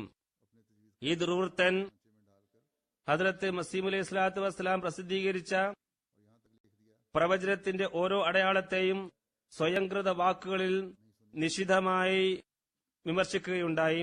ഏതുവരെ എഴുതി എന്നാൽ, ദൈവം പറയുന്നു അവൻ പെരും കള്ളനാണ്, ഞാൻ ഇതേവരെ അവന്റെ പ്രാർത്ഥന കേട്ടിട്ടില്ല, ഇനി കേൾക്കുകയുമില്ല എന്ന് ദൈവം പറയുന്നു.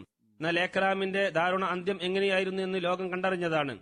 ഇങ്ങനെയുള്ള ദുഷ്ടപ്രകൃതവും കറ്റുകെട്ടും കൊണ്ട് അയാളുടെ വിജ്ഞാപനം നിറഞ്ഞുകിടക്കുന്നു. ഇയാൾ ഹിന്ദുവായിരുന്നു. ഹദ്റത്ത് മസീഹ് അലൈഹി സ്വലാത്തു വസ്സലാം അദ്ദേഹത്തെ വെല്ലുവിളിച്ചിരുന്നു.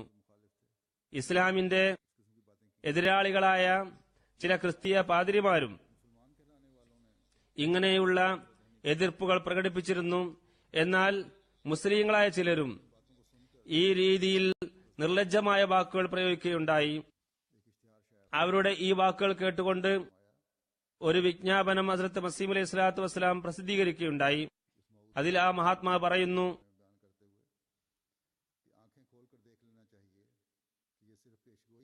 ഈ പ്രവചനത്തിന്റെ മഹത്വം പറഞ്ഞുകൊണ്ട് പറയുകയാണ്, കണ്ണു തുറന്നു നോക്കുക, ഇതൊരു പ്രവചനം മാത്രമല്ല, മറിച്ച് മഹത്തായ ഒരു ദൈവിക അടയാളം കൂടിയാണ്.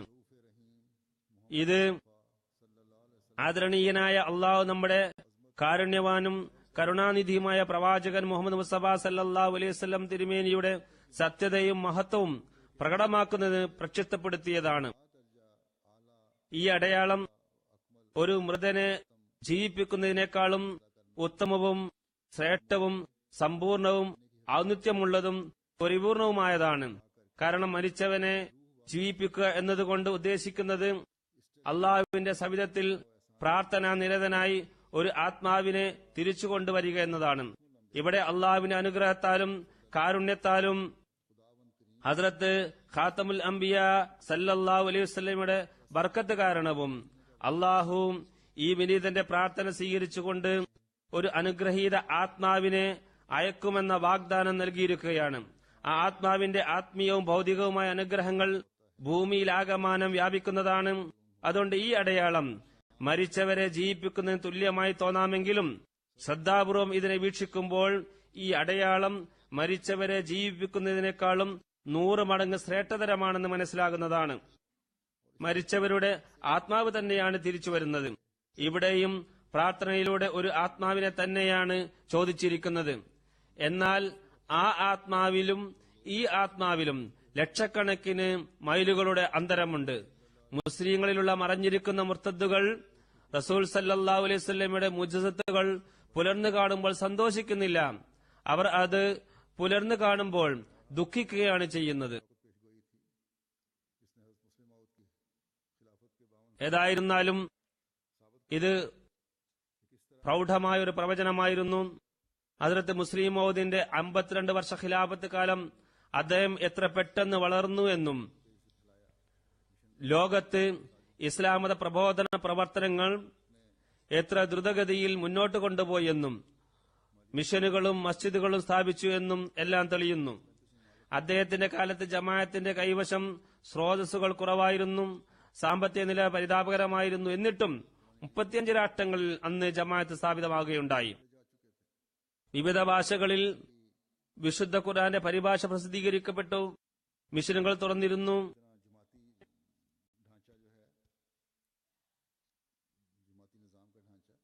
ജമാഅത്തിന്റെ ഭരണ സംവിധാനത്തിലുള്ള ചട്ടക്കൂട് ഹദ്റത്ത് മുസ്ലിം മൗദ് റളിയല്ലാഹു തആല അൻഹു തന്നെയാണ് ഉണ്ടാക്കിയത്. അത് ഇന്നും നിലനിന്നു വരുന്നു. ഇതിനേക്കാളും ഉത്തമമായ ഒരു ചട്ടക്കൂട് ഉണ്ടാക്കാൻ സാധ്യമല്ലായിരുന്നു. ഇതേപോലെ അന്നുണ്ടായിരുന്ന കീഴ്ഘടകങ്ങൾ ഇന്നും നടന്നു വരുന്നു. ഓരോ പ്രവർത്തനവും അദ്ദേഹത്തിന്റെ ബുദ്ധിവൈഭവവും ജ്ഞാനത്തിന്റെ മകുടോദാഹരണങ്ങളാണ്.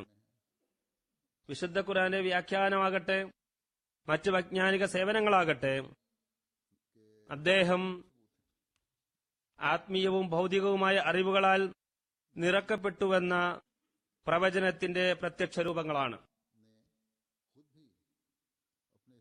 ഹദ്റത്ത് മസീഹ് അലൈഹി സ്വലാത്തു വസ്സലാം ഹദ്റത്ത് മിർസ ബഷീറുദ്ദീൻ മഹ്മൂദ് അഹമ്മദ് റളിയല്ലാഹു അൻഹു എന്ന തന്റെ മകനെ തന്നെയാണ് മുസ്ലിം മൗദായി കളിച്ചിരുന്നത്. ഷേഖ് മുഹമ്മദ് ഇസ്മായിൽ സാഹിബ് സർത്താബി റളിയല്ലാഹു അൻഹു വിവരിക്കുന്നു, ഞങ്ങൾ പലവരും ഹസ്രത്ത് മസീഹ് അലൈഹി സ്വലാത്തു വസ്സലാമിൽ നിന്ന് കേട്ടിട്ടുള്ളതാണ്.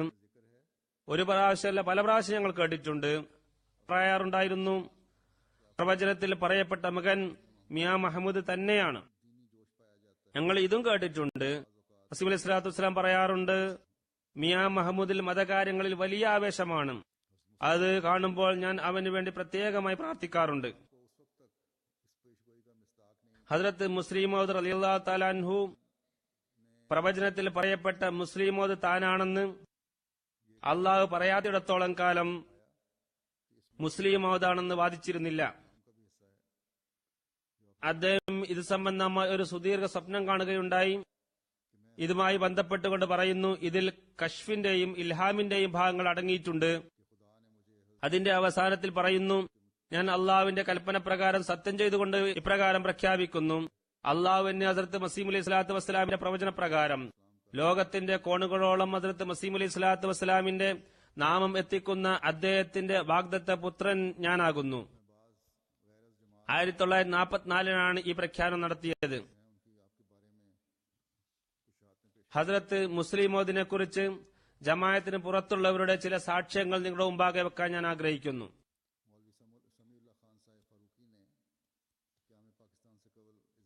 സമീഉല്ലാ ഖാൻ സാഹിബ് ഫാറൂഖി, ഇദ്ദേഹം ആദരണീയനായ ഒരു അനഹമ്മദി പണ്ഡിതനാണ്. പാകിസ്ഥാൻ രൂപീകരിക്കുന്നതിന് മുമ്പ് സത്യം വെളിപ്പെടുത്തൽ എന്ന ശീർഷകത്തിൽ ഒരു നോട്ടീസ് പ്രസിദ്ധീകരിച്ചുകൊണ്ട് എഴുതുന്നു, ഹദ്രത്ത് മസീഹ് അലൈഹി സ്വലാത്തു വസ്സലാമിന് ഇപ്രകാരം അറിവ് ലഭിക്കുന്നു, ഞാൻ ജമാഅത്തിനായി നിന്റെ സന്താനങ്ങളിൽപ്പെട്ട ഒരാളെ നിയമിക്കുന്നതാണ്. അദ്ദേഹത്തെ എന്റെ സമീപം കൊണ്ട് വെളിപാടുകൾ കൊണ്ടും അനുഗ്രഹിക്കുന്നതായിരിക്കും. അദ്ദേഹം മുഖേന സത്യം പുരോഗതി പ്രാപിക്കും. പലരും സത്യം സ്വീകരിക്കുന്നതാണ്. ഈ പ്രവചനത്തെ വീണ്ടും വീണ്ടും വായിക്കുക. തുടർന്ന് എഴുതുന്നു, എന്നിട്ട് ഈ പ്രവചനം പുലർന്നിട്ടില്ലെന്ന് ആത്മാർത്ഥതയോടുകൂടി പറയാൻ സാധിക്കുമോ? ഈ പ്രവചനം നടത്തിയ അവസരത്തിൽ ഇപ്പോഴുള്ള ഖലീഫ സാനി കുട്ടിയായിരുന്നു. മിർസ സാഹിബ് അദ്ദേഹത്തെ, അതായത് മസീഹ് അലൈഹി സ്വലാത്തു വസ്സലാം അദ്ദേഹത്തെ ഖലീഫയാക്കണമെന്ന ഒരു വസിയത്തും ചെയ്തിരുന്നുമില്ല.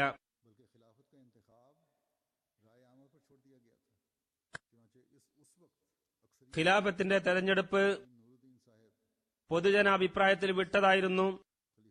അപ്പോൾ ഭൂരിഭാഗവും ഹദ്രത്ത് അക്കീ നൂറുദ്ദീൻ സാഹിബ് റളിയല്ലാഹു തആല അൻഹുവിനെ ഖലീഫയായി അംഗീകരിച്ചു. ഇത് കാരണം എതിരാളികൾ പ്രവചനം പൊളിഞ്ഞെന്ന് പറഞ്ഞ് പരീക്ഷിക്കുകയും ചെയ്തിരുന്നു. എന്നാൽ ഹക്കീം സാഹിബിന്റെ വഫാത്തിന് ശേഷം മിർസ ബഷീറുദ്ദീൻ മഹ്മൂദ് അഹമ്മദ് ഖലീഫയായി നിയമിക്കപ്പെട്ടു.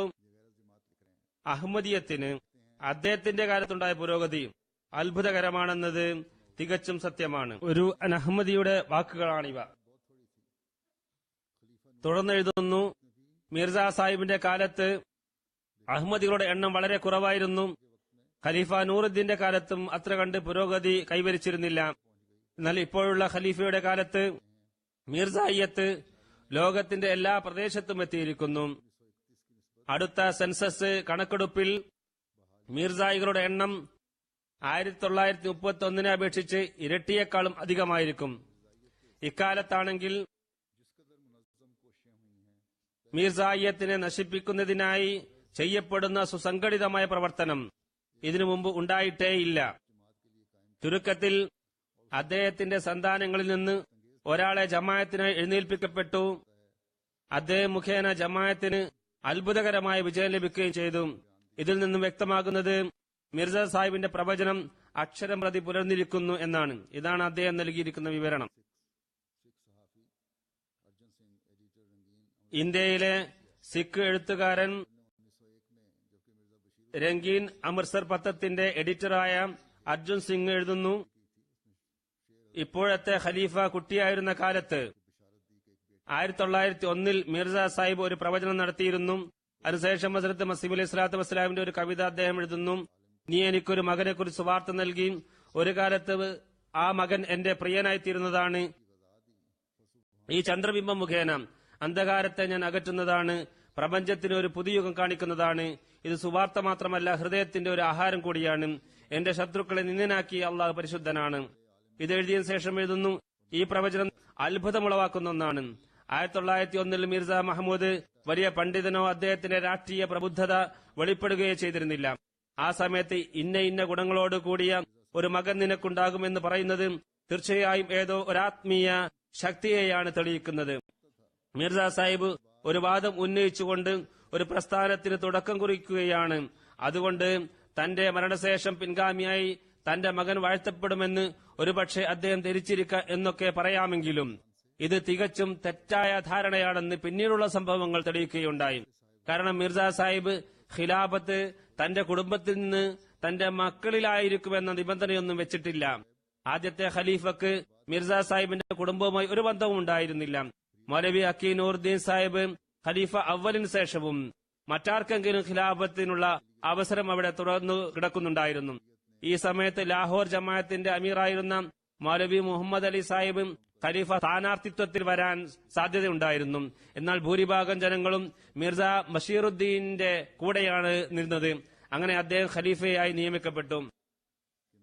അർജുൻ സിംഗ് സാഹിബ് എഴുതുന്നു, വലിയ മിർസ സാഹിബിൽ ആത്മീയ ശക്തി പ്രവർത്തിക്കുന്നില്ലായിരുന്നെങ്കിൽ തനിക്ക് ഇவ்விധം ഗുണങ്ങളോടുകൂടിയ ഒരു മകൻ ഉണ്ടാകുമെന്ന് അദ്ദേഹത്തിന് എങ്ങനെ അറിയാൻ സാധിച്ചു? ഈ പ്രവചനം നടക്കുന്ന സമയത്ത് അദ്ദേഹത്തിന് 3 ആൺമക്കളുണ്ടായിരുന്നു.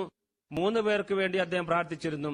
എന്നാൽ പ്രവചനം ഒരാളെ കുറിച്ച് മാത്രം, ഈ മകൻ ലോകത്ത് വലിയ വിപ്ലവം സൃഷ്ടിച്ചിരിക്കുന്ന എന്ന യാഥാർത്ഥ്യം നാം കാണുകയും ചെയ്തു. വാഗ്ദത്ത പുത്രനെ കുറിച്ചുള്ള ഒരു പ്രവചനം അവൻ ധൈര്യശാലിയായിരിക്കുമെന്നാണ്. ആത്മീയവും ഭൗതികവുമായ വിജ്ഞാനത്താൽ അവൻ നിറക്കപ്പെടുമെന്നുമുണ്ട്. പ്രസിദ്ധ എഴുത്തുകാരൻ ഖാജ ഹസൻ നിസാമി ദഹലി എഴുതുന്നു, മുസ്ലിം റളിയല്ലാഹു അൻഹുവിനെ കുറിച്ചാണ് എഴുതുന്നത്. അദ്ദേഹം കൂടുതലും രോഗാവസ്ഥയിലായിരിക്കും. എന്നാൽ ഈ രോഗാവസ്ഥ അദ്ദേഹത്തിന്റെ പ്രവർത്തന ചടുലതയിൽ ഒരുവിധ വിഘ്നവും ഉണ്ടാക്കിയിട്ടില്ല. എതിർപ്പിന്റെ കൊടുങ്കാറ്റുകളിൽ സമാധാനത്തോടെ പ്രവർത്തിച്ചുകൊണ്ട് മുഗളന്മാരുടെ ധീരത പ്രകടിപ്പിക്കുകയുണ്ടായി. മുഗളന്മാരെ പോലെ പ്രവർത്തനത്തിൽ പ്രത്യേക പാഠം അദ്ദേഹത്തിനുണ്ടായിരുന്നു. രാഷ്ട്രീയ തന്ത്രജ്ഞനും മത വിജ്ഞാന രംഗത്തും നല്ല പരിജ്ഞാനമുള്ള വ്യക്തിത്വമായിരുന്നു. യുദ്ധതന്ത്രങ്ങൾ അറിയാമായിരുന്നു. അതായത് ബൗദ്ധികവും രചനാപരവുമായ രീതിയിൽ ധീരനായ പടയാളിയായിരുന്നു അദ്ദേഹം. പ്രവചനത്തിലുള്ള മറ്റൊരടയാളം അവൻ ബന്ധനസ്ഥരുടെ മോചനത്തിന് കാരണമായി തീരുമെന്നാണ്. ഈ പ്രവചനം ഏതർത്ഥത്തിലാണ് പുലർന്നതെന്നോർത്ത് മനുഷ്യബുദ്ധി അത്ഭുതസ്തബ്ധമായി പോവുകയാണ്. തഹരീഖ് ആസാദിയെ കശ്മീർ എന്നത് ഇതിനുള്ള പ്രകടമായ സാക്ഷ്യമാണ്. ഈ പദ്ധതി വിജയിപ്പിച്ചതിനുള്ള എല്ലാ ബഹുമതിയും ഓൾ ഇന്ത്യ കാശ്മീർ കമ്മിറ്റിക്കാണുള്ളത്. ഈ പ്രസിദ്ധ കമ്മിറ്റി ഹുസൂറിന്റെ പ്രവർത്തന ഫലമായി ഇന്ത്യ പാക്കിലുള്ള പ്രഗത്ഭരായ മുസ്ലിം നേതാക്കന്മാരായ sir Zulfikar Ali Khan, Allama doctor sir Muhammad Iqbal, Khwaja Hasan Nizami Dehlavi, Syed Aziz editor Siasat തുടങ്ങിയവരുടെ അഭിപ്രായ പ്രകാരം 1931 ജൂലൈ 25 ഷിംലയിൽ രൂപീകരിക്കപ്പെട്ടു. ഇതിന്റെ അധ്യക്ഷ പദവി ഖലീഫത്തുൽ മസീഹ് സാനിക്കാണ് നൽകിയിരുന്നത്. അദ്ദേഹത്തിന്റെ നേതൃത്വ പാഠവും കാരണം ദീർഘകാലമായി നിസ്സാരമായ മനുഷ്യാവകാശം പോലും നിഷേധിക്കപ്പെട്ടുകൊണ്ട് അടിമത്തത്തിൽ കഴിഞ്ഞിരുന്ന കാശ്മീരികൾക്ക് ഒരു ചെറിയ കാലത്തിനിടയിൽ തന്നെ സ്വാതന്ത്ര്യം ലഭിക്കുകയുണ്ടായും. അവരുടെ സാമൂഹികവും മൗലികവുമായ അവകാശങ്ങൾ അംഗീകരിക്കപ്പെട്ടു. ആ നാട്ടിൽ ആദ്യമായി നിയമനിർമ്മാണ സഭ രൂപീകരിക്കപ്പെട്ടു. എഴുതാനും പറയാനുമുള്ള സ്വാതന്ത്ര്യം ലഭിച്ചതോടൊപ്പം അവർക്കതിൽ പ്രാതിനിധ്യവും ലഭിക്കുകയും ചെയ്തു. മുസ്ലിം പ്രസ് ഹദ്റത്ത് മുസ്ലിം റളിയല്ലാഹു അൻഹുവിന്റെ പ്രവർത്തനത്തെ ശ്ലാഘിച്ചുകൊണ്ട് ഇപ്രകാരം എഴുതുകയുണ്ടായി: കാശ്മീരികളുടെ അവസ്ഥ വളരെ പരിതാപകരമായിരുന്ന ആ നാളുകളിൽ വിശ്വാസ വൈപരീത്യം നിലനിൽക്കെ തന്നെ മിർസ സാഹിബിനെ അതിന്റെ പ്രസിഡന്റായി തിരഞ്ഞെടുത്തവർക്ക് പിന്നീടുള്ള പ്രവർത്തനങ്ങൾ വിലയിരുത്തുമ്പോൾ ഈ തിരഞ്ഞെടുപ്പ് എന്തുകൊണ്ടും ഉചിതമായിരുന്നെന്ന് ബോധ്യമാകുന്നതാണ്. വിശ്വാസ വൈപരീത്യത്തിന്റെ പേരിൽ അദ്ദേഹം അപ്പോൾ മിർസ സാഹിബിനെ തിരഞ്ഞെടുത്തില്ലായിരുന്നുവെങ്കിൽ ഈ പദ്ധതി തീർച്ചയായും പരാജയപ്പെടുമായിരുന്നു. മുസ്ലിം ഉമ്മത്തിന് വലിയ നഷ്ടമായിരിക്കും അതുകൊണ്ടുണ്ടാവുക. അബ്ദുൽ മാജിദ് സാഹിബ് തഹരീഖ് ആസാദി കാശ്മീരിന്റെ പ്രവർത്തനത്തെക്കുറിച്ച് പരാമർശിച്ചുകൊണ്ട് പറയുന്നു: ഷേഖ് മുഹമ്മദ് അബ്ദുള്ള ഷേറെ കാശ്മീർ ഇതേപോലെ മറ്റ് പ്രവർത്തകരും മിർസ മഹ്മൂദ് അഹമ്മദുമായി അദ്ദേഹത്തിന്റെ ശേഷമുള്ള പ്രവർത്തകരുമായും പരസ്യമായി ബന്ധം പുലർത്തിയിരുന്നു. ഇവരുമായി പരസ്യമായി ബന്ധം പുലർത്താനുള്ള കാരണം മിർസ സാഹിബിന്റെ കൈവശം സാമ്പത്തിക ശേഷി ഉള്ളതുകൊണ്ട് പല മാർഗത്തിലൂടെയും അദ്ദേഹം ഈ പദ്ധതിക്ക് സഹായം നൽകിയിട്ടുണ്ട്. കാശ്മീരിലെ പ്രവർത്തകർ അദ്ദേഹത്തോട് കൃതജ്ഞത ഉള്ളവരായിരിക്കും. അല്ലാമ നിയാസ് ഫത്തേപൂരി സാഹിബ് ഹദ്രത്ത് മുസ്ലിം മൗദ് റളിയല്ലാഹു അൻഹുവിന്റെ വിഖ്യാത തഫ്സീർ കബീർ വായിച്ചതിനു ശേഷം ഖലീഫത്തുൽ മസീഹ് സാനി റളിയല്ലാഹു അൻഹുവിന് പ്രകാരം കത്തെഴുതുകയുണ്ടായി. തഫ്സീർ കബീറിന്റെ 3-ാം വാള്യമാണ് ഇപ്പോൾ ഞാൻ വായിച്ചുകൊണ്ടിരിക്കുന്നത്. വളരെ ഗഹനമായാണ് ഞാൻ അത് വായിക്കുന്നത്. വിശുദ്ധ ഖുർആൻ പഠനത്തിന് പുതിയൊരു ചിന്താസരണി താങ്കൾ വെട്ടിത്തുറന്നിട്ടുണ്ട് എന്നുള്ളതിൽ സംശയമില്ല. ഈ രീതിയിലുള്ള ആദ്യത്തെ തഫ്സീറാണിത്. യുക്തിയെയും പ്രമാണത്തെയും വളരെ സുന്ദരമായ രീതിയിൽ ഇതിൽ സംയോജിപ്പിച്ചിരിക്കുന്നു. താങ്കളുടെ വൈജ്ഞാനികമായ കഴിവും ഉൾക്കാഴ്ചയും അസാധാരണമായ ദീർഘദൃഷ്ടിയും ഓരോ കാര്യങ്ങളും ഭംഗിയായി തെളിയിക്കുവാനുള്ള കഴിവും ഇതിലെ ഓരോ വാക്കിൽ നിന്നും പ്രകടമാണ്. ഈ ഗ്രന്ഥത്തെക്കുറിച്ച് ഇതുവരെ ഞാൻ അറിയാതെ പോയത് എന്തുകൊണ്ടാണെന്നതിൽ ഞാൻ ദുഃഖിക്കുന്നു. എനിക്കെല്ലാ വാള്യങ്ങളും കിട്ടിയിരുന്നെങ്കിൽ ഇന്നലെ ഞാൻ സൂറ ഹൂദിന്റെ വ്യാഖ്യാനമാണ് വായിച്ചിരുന്നത്. അതിൽ ഹസ്രത്ത് ലൂത്ത് അലൈഹി സ്വലാത്തു വസ്സലാമിനെ കുറിച്ചുള്ള താങ്കളുടെ കാഴ്ചപ്പാട് വായിച്ചപ്പോൾ ഹൃദയം സന്തോഷം കൊണ്ട് നിറയുകയായിരുന്നു. അതുകൊണ്ടാണ് ഈ കത്തെഴുതാൻ ഞാൻ നിർബന്ധിതനായത്. ഹാ ഉലായി ബനാത്തി എന്നതിന്റെ വ്യാഖ്യാനം എഴുതിക്കൊണ്ട് മറ്റ് വ്യാഖ്യാതാക്കളിൽ നിന്നും വ്യത്യസ്തമായ ഒരു കാഴ്ചപ്പാട് താങ്കൾ സമർപ്പിക്കുകയുണ്ടായി. ഇതിനെ എത്രമാത്രം പ്രശംസിച്ചാലും മതിയാവുകയില്ല. അള്ളാഹു താങ്കൾക്ക് ദീർഘായുസ് നൽകുമാറാകട്ടെ. 1963 എഴുതിയതാണിത്. മൗലാന അബ്ദുൽ മാജിദ് ദരിയാബാദി വിശുദ്ധ ഖുർആൻ വ്യാഖ്യാതാവും സിദ്കെ ജദിന്റെ പത്രാധിപരുമാണ് ഇദ്ദേഹം. ഹുസൂറിന്റെ വഫാത്തിൽ അദ്ദേഹം എഴുതുകയുണ്ടായി, ഖുർആനും ഖുർആന്റെ ജ്ഞാനവും അതിന്റെ ആഗോള പ്രചരണത്തിനും ഭൂതലമാകെയുള്ള ഇസ്ലാമിന്റെ പ്രചാരണ പ്രവർത്തനത്തിനും ഇദ്ദേഹം തന്റെ ദീർഘകാല ജീവിതത്തിൽ ചെയ്ത ധീരോദാത്തമായ പ്രവർത്തനങ്ങൾക്ക് അള്ളാഹു പ്രതിഫലം നൽകുമാറാകട്ടെ. വൈജ്ഞാനിക രീതിയിൽ വിശുദ്ധ ഖുർആന്റെ അർത്ഥവും അതിന്റെ വ്യാഖ്യാനവും അദ്ദേഹം ചെയ്തത് ഉന്നതമായ നിലവാരം പുലർത്തുന്നതാണ്. പ്രവചനത്തിന്റെ പശ്ചാത്തലത്തിന്റെയും പ്രവചനവും ഹദ്രത്ത് മിർസ ബഷീറുദ്ദീൻ മഹ്മൂദ് അഹമ്മദ് ഖലീഫത്തുൽ മസീഹ് സാനി റളിയല്ലാഹു അൻഹുവിൽ അതെങ്ങനെ പുലർന്നു എന്നുമുള്ള ചുരുങ്ങിയ വിവരണങ്ങളാണ് ഞാൻ നൽകിയിരിക്കുന്നത്. അദ്ദേഹത്തിന്റെ വൈജ്ഞാനിക പ്രവർത്തനം ലോകത്തിന് പുതിയൊരു ചിന്താബോധം പ്രദാനം ചെയ്തിരിക്കുന്നു. അത് ലോകം അംഗീകരിച്ചിട്ടുള്ളതാണ്. അതിന്റെ ചില ഉദാഹരണങ്ങൾ ഞാൻ നിങ്ങളെ മുമ്പാകെ വെക്കുകയുണ്ടായി. സാമൂഹികവും സാമ്പത്തികവും രാഷ്ട്രീയവും മതപരവും ആത്മീയവുമായ വിവിധ വശങ്ങളെക്കുറിച്ച് അദ്ദേഹം പേനെടുക്കുകയോ സംസാരിക്കുകയോ മുസ്ലിം ഉമ്മത്തിനും ലോകത്തിനും മുമ്പാകെ അഭിപ്രായങ്ങൾ പ്രകടിപ്പിക്കുകയും ചെയ്തപ്പോഴെല്ലാം അദ്ദേഹത്തിന്റെ വൈജ്ഞാനിക വൈഭവത്തിലും ബുദ്ധി വൈഭവത്തിലും ആത്മീയതയിലും ആരും ആകൃഷ്ടരാകാതിരുന്നിട്ടില്ല. അദ്ദേഹം മുസ്ലിം മൗദായിരുന്നു. ലോകത്തിന്റെ ഇസ്ലാമിന് വേണ്ടിയാണ് അദ്ദേഹത്തെ അള്ളാഹു അയച്ചത്. ആത്മീയവും ധാർമ്മികവുമായ നാനാതരം പരിവർത്തനവും അതിൽ ഉൾപ്പെടുത്തിയിട്ടുണ്ട്. പരിഷ്കരണവും അതിൽ ഉൾപ്പെടുന്നു. ഞാൻ പറഞ്ഞതുപോലെ അദ്ദേഹത്തിന്റെ 52 വർഷ ഖിലാഫത്ത് കാലത്ത് ഖുത്ബകൾ കൂടാതെ മറ്റനേകം പുസ്തകങ്ങളും എഴുതിയിട്ടുണ്ട്, പ്രഭാഷണങ്ങൾ നടത്തിയിട്ടുണ്ട്. ഇതിനെയെല്ലാം പുസ്തക രൂപത്തിൽ ക്രോഡീകരിക്കപ്പെട്ടപ്പോൾ വിജ്ഞാനത്തിന്റെ ഒരു അനർഘ ശേഖരമായി അത് മാറിയിരിക്കുകയാണ്. ഫസലെ ഉമർ ഫൗണ്ടേഷൻ എന്ന സ്ഥാപനം അദ്ദേഹത്തിന്റെ വഫാത്തിന് ശേഷം ഹദ്രത്ത് ഖലീഫത്തുൽ മസീഹ് സാലിസ് റഹ്മത്തുള്ളാഹി തആല സ്ഥാപിക്കുകയുണ്ടായി. അദ്ദേഹത്തിന്റെ എല്ലാ വിഷയങ്ങളും ഗ്രന്ഥരൂപത്തിൽ പ്രസിദ്ധീകരിക്കുകയാണ്. ഇന്നും ഈ വകുപ്പിൽ പ്രവർത്തനങ്ങൾ നടന്നുകൊണ്ടിരിക്കുകയാണ്. ഇതിന്റെ 21 വാള്യങ്ങൾ ഇതേവരെ പ്രസിദ്ധീകരിച്ചിട്ടുണ്ട്. ഖുത്ബകൾ ഇതിനു പുറമെയാണ്. അൻവാറുൽ ഉലൂം എന്ന പേരിലാണ് ഈ ശേഖരം അറിയപ്പെടുന്നത്. ഇതിന്റെ ഓരോ വാള്യവും തന്നെ 600-700 പേജുകൾ ഉൾക്കൊള്ളുന്നതാണ്. ഈ അവസരം ഉപയോഗപ്പെടുത്തിക്കൊണ്ട് ഫദലെ ഉമർ ഫൗണ്ടേഷനോട് എനിക്ക് പറയാനുള്ളത്, നിങ്ങളുടെ പ്രവർത്തനത്തിൽ വേഗത വർദ്ധിപ്പിക്കണമെന്നാണ്. പ്രസിദ്ധീകരണത്തിന്റെ ഈ പ്രവർത്തനം വേഗത്തിൽ അവർ പൂർത്തിയാക്കേണ്ടതാണ്. ഇത് ഉറുദുവിലാണ് ഇപ്പോൾ ശേഖരിച്ചിരിക്കുന്നത്. അതിന്റെ തർജ്ജമ വിവിധ ഭാഷകളിൽ പ്രസിദ്ധീകരിക്കേണ്ടതാണ്. ഹദ്രത്ത് മുസ്ലിം മൗദ് റളിയല്ലാഹു തആല അൻഹു ഒരു സ്ഥലത്ത് പറയുന്നു, അള്ളാഹു ലോകത്തുള്ള വിവിധ ഭാഷകളെ ചുരുങ്ങിയ ഭാഷകളിൽ ഒരുമിച്ച് കൂട്ടിക്കൊണ്ട് നമുക്കായി വളരെ എളുപ്പമാക്കിയിരിക്കുകയാണ്. എത്രയോ ഭാഷകൾ ഉണ്ടെങ്കിലും ചില പ്രസിദ്ധമായ ഭാഷകൾ ലോകത്തെ അടക്കി വാഴുകയാണ്. ഉറുദു, അറബി എന്നിവ കൂടാതെ ഇംഗ്ലീഷ്, ജർമ്മൻ, ഫ്രഞ്ച് എന്നീ ഭാഷകൾ ലോകത്ത് പൊതുവിൽ പറയപ്പെടുകയും മനസ്സിലാക്കപ്പെടുകയും ചെയ്യുന്നു. ഈ ഭാഷകളിൽ തർജ്ജമ ചെയ്യപ്പെട്ടാൽ തന്നെ 90% ജനങ്ങളിലും നമ്മുടെ സന്ദേശം എത്തിക്കാൻ സാധിക്കുന്നതാണ്. ഹദരത്ത് മുസ്ലിം മൗദിന്റെ ചില ഗ്രന്ഥങ്ങളുടെ തർജ്ജമ ആയിട്ടുണ്ട്. പല പുസ്തകങ്ങളുടെയും തർജ്ജമ ഇപ്പോഴും ലോകത്തിന്റെ വൈജ്ഞാനികവും ആത്മീയവുമായ ദാശമനത്തിന് അത്യാവശ്യമാണ്.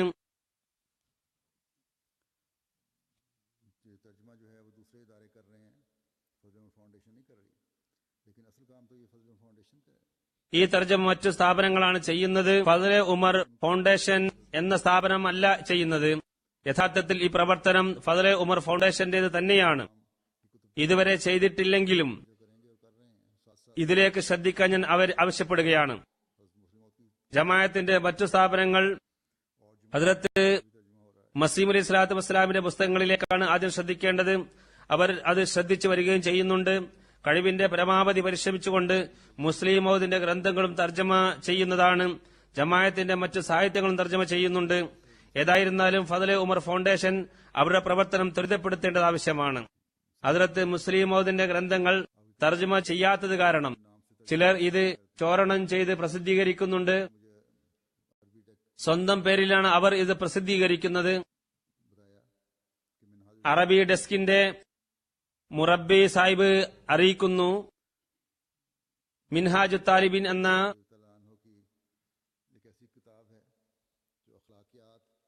മുസ്ലിം മൗദ് റളിയല്ലാഹു തആല അൻഹുവിന്റെ ഗ്രന്ഥം ഇത് ധാർമ്മിക ഗുണങ്ങളെയും ശിക്ഷണത്തെയും കുറിച്ചുള്ള വിഖ്യാതമായ ഗ്രന്ഥമാണ്. ഇതിൽ നിന്നും വിഷയങ്ങളെടുത്ത് ഒരാൾ തന്റെ പേരിൽ അറബി ഭാഷയിൽ അത് പ്രസിദ്ധീകരിച്ചിട്ടുണ്ട്. അയാൾക്ക് ഉറുദും അറിയാവുന്നതാണ്. ഇതിനെക്കുറിച്ച് ഹദ്രത്ത് മുസ്ലിം മൗദ് റളിയല്ലാഹു തആല അൻഹു എഴുതിയിട്ടുള്ളത് ഇപ്രകാരമാണ്. ഈ വിഷയത്തെക്കുറിച്ച് ഞാൻ ചിന്തിച്ചു. അള്ളാഹുവിന്റെ അനുഗ്രഹത്താൽ അത്യാധുനികമായ രീതിയിലുള്ള വിഷയം എനിക്ക് മനസ്സിലാക്കി തന്നു. അത് ധാർമ്മികതയുടെ വിഷയം തന്നെ മാറ്റിമറിച്ചിരിക്കുകയാണ്. മുസ്ലിം മൗദിന്റെ പ്രവചനം അദ്ദേഹത്തിന്റെ പ്രവർത്തനവുമായി തട്ടിച്ചു നോക്കുമ്പോൾ ശോഭയാർന്ന രീതിയിൽ നമ്മുടെ മുമ്പാകെ തെളിഞ്ഞു വരികയാണ്. ഞാൻ പറഞ്ഞതുപോലെ ഇത് തിരുനബി സല്ലല്ലാഹു അലൈഹി വസല്ലമയുടെ പ്രവചനമാണ്. ഇത് നമ്മുടെ യജമാനൻ ഹദ്രത്ത് മുഹമ്മദ് മുസ്തഫ സല്ലല്ലാഹു അലൈഹി വസല്ലമയുടെ അത്യുന്നതവും നിറമങ്ങാതിരിക്കുന്നതുമായ സ്ഥാനമഹാത്മ്യം വെളിപ്പെടുകയാണ് ചെയ്യുന്നത്. ഈ പ്രവചനത്തിന്റെ പൂർത്തീകരണം എന്നത് ഒരു വ്യക്തി ജനിച്ച് അദ്ദേഹം കുറെ സേവനങ്ങൾ ചെയ്തു എന്നതിൽ മാത്രം ഒതുങ്ങി നിൽക്കുന്നില്ല എന്ന കാര്യം നാം ഓർക്കേണ്ടതാണ്. ഇതിന്റെ യാഥാർത്ഥ്യം വെളിപ്പെടുന്നത് നമ്മിൽ നിന്നും ഹദ്രത്ത് മസീഹ് അലൈഹി സ്വലാത്തു വസ്സലാം കൊണ്ടുവന്ന പ്രവർത്തനത്തെ മുന്നോട്ട് കൊണ്ടുപോകുന്നവർ ജന്മമെടുക്കുമ്പോഴാണ്. അതിനുള്ള സഹായത്തിനായാണ് അള്ളാഹു അദ്ദേഹത്തിന് മുസ്ലിം മൗദിനെ നൽകിയിരിക്കുന്നത്. അദ്ദേഹം ലോകത്ത് ഇസ്ലാമിക പ്രബോധനത്തിനും പരിഷ്കരണത്തിനുമായി തന്റെ കഴിവുകൾ അഖിലവും ചിലവഴിച്ചു. അതുകൊണ്ട് നാമും നമ്മുടെ വൃത്തത്തിൽ മുസ്ലിഹായി തീരേണ്ടതാണ്. നമ്മുടെ പ്രവർത്തനവും തങ്ങളുടെ പ്രവർത്തനം കൊണ്ടും അറിവുകൊണ്ടും ഇസ്ലാമിന്റെ മനോഹര സന്ദേശത്തെ നാനാഭാഗത്തും വ്യാപിപ്പിക്കുന്നവരായി നമ്മൾ മാറേണ്ടതാണ്. ആത്മ സംസ്കരണത്തിലേക്ക് ശ്രദ്ധയുണ്ടായിരിക്കണം. മക്കളുടെ സംസ്കരണ കാര്യത്തിലും ശ്രദ്ധയുണ്ടായിരിക്കണം. സമൂഹ സംസ്കരണത്തിലൂടെ കാര്യത്തിലും ശ്രദ്ധയുണ്ടായിരിക്കണം. ഇസ്ലാമിന്റെ സന്ദേശത്തെ ലോകത്ത് സ്ഥാപിക്കുന്നതിനായി പൂർണ്ണമായി പരിശ്രമിക്കണം. ഇതിന്റെ എല്ലാം ഉറവിടം അള്ളാഹു തിരുനബി സല്ലല്ലാഹു അലൈഹി വസല്ലമയാണ് ആക്കിയിട്ടുള്ളത്. ഈ ചിന്താഗതിയോടെ നാം ജീവിക്കുന്നവരാണെങ്കിൽ മുസ്ലിം മൗദ് ദിനത്തിന്റെ കടമകൾ നിർവഹിക്കുന്നവരായി നാം മാറുന്നതാണ്. അതല്ലെങ്കിൽ പൊള്ളയായ കുറെ പ്രസംഗങ്ങൾ മാത്രം അവശേഷിക്കും. അള്ളാഹു നമുക്കിതിനുള്ള തൗഫീഖ് നൽകുമാറാകട്ടെ. ജുമാക്ക് ശേഷം ഞാൻ ഒരു ജനാസ ഹാദിർ നമസ്കരിപ്പിക്കുന്നതാണ്. മുക്കറമ കാനിത്ത അഷ്റഫ് സാഹിബയുടേതാണ്. ഇവര് മർഹൂം ബഷീർ അഹമ്മദ് സാഹിബ് ഓർച്ചാഡിന്റെ ഭാര്യയാണ്. 2001 ഫെബ്രുവരി 16 81 വയസ്സിലാണ് വഫാത്തായത്. ഇന്നാ ലില്ലാഹി വ ഇന്നാ ഇലൈഹി റാജിഊൻ. ഡോക്ടർ റഷീദുദ്ദീൻ സാഹിബ് സഹാബി ഹസ്രത്ത് മസീഹ് അലൈഹി സ്വലാത്തു വസ്സലാമിന്റെ പേരമകളാണ്.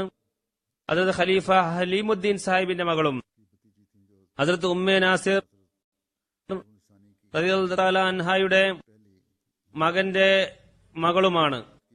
ഹസ്രത്ത് ഉമ്മേ നാസിർ സാഹിബ ഹസ്രത്ത് ഖലീഫത്തുൽ മസീഹ് സാനി റളിയല്ലാഹു അൻഹുവിന്റെ പ്രഥമ ഭാര്യയായിരുന്നു. നമസ്കാരം, നോമ്പ് എന്നീ കാര്യങ്ങളിൽ നിഷ്കർഷത പുലർത്തിയിരുന്നവരും സത്പ്രകൃതക്കാരിയും കൃതജ്ഞതയുള്ളവരുമായിരുന്നു. സാധു സംരക്ഷകരും അതിഥി സൽക്കാരപ്രിയയുമായിരുന്നു. ഖിലാഫത്തിനോട് വളരെയധികം സ്നേഹമുള്ളവരും മുഖ്ലിസായ സ്ത്രീയുമായിരുന്നു. അള്ളാഹുമായുള്ള ബന്ധവും തവക്കുൽ പോലുള്ള ഗുണങ്ങളും അവരിൽ ഉണ്ടായിരുന്നു. വാഖിഫീനെ ജിന്ദഗിയായ തന്റെ ഭർത്താവിനെ സേവിക്കാനുള്ള അവസരം അവർക്ക് ലഭിച്ചു.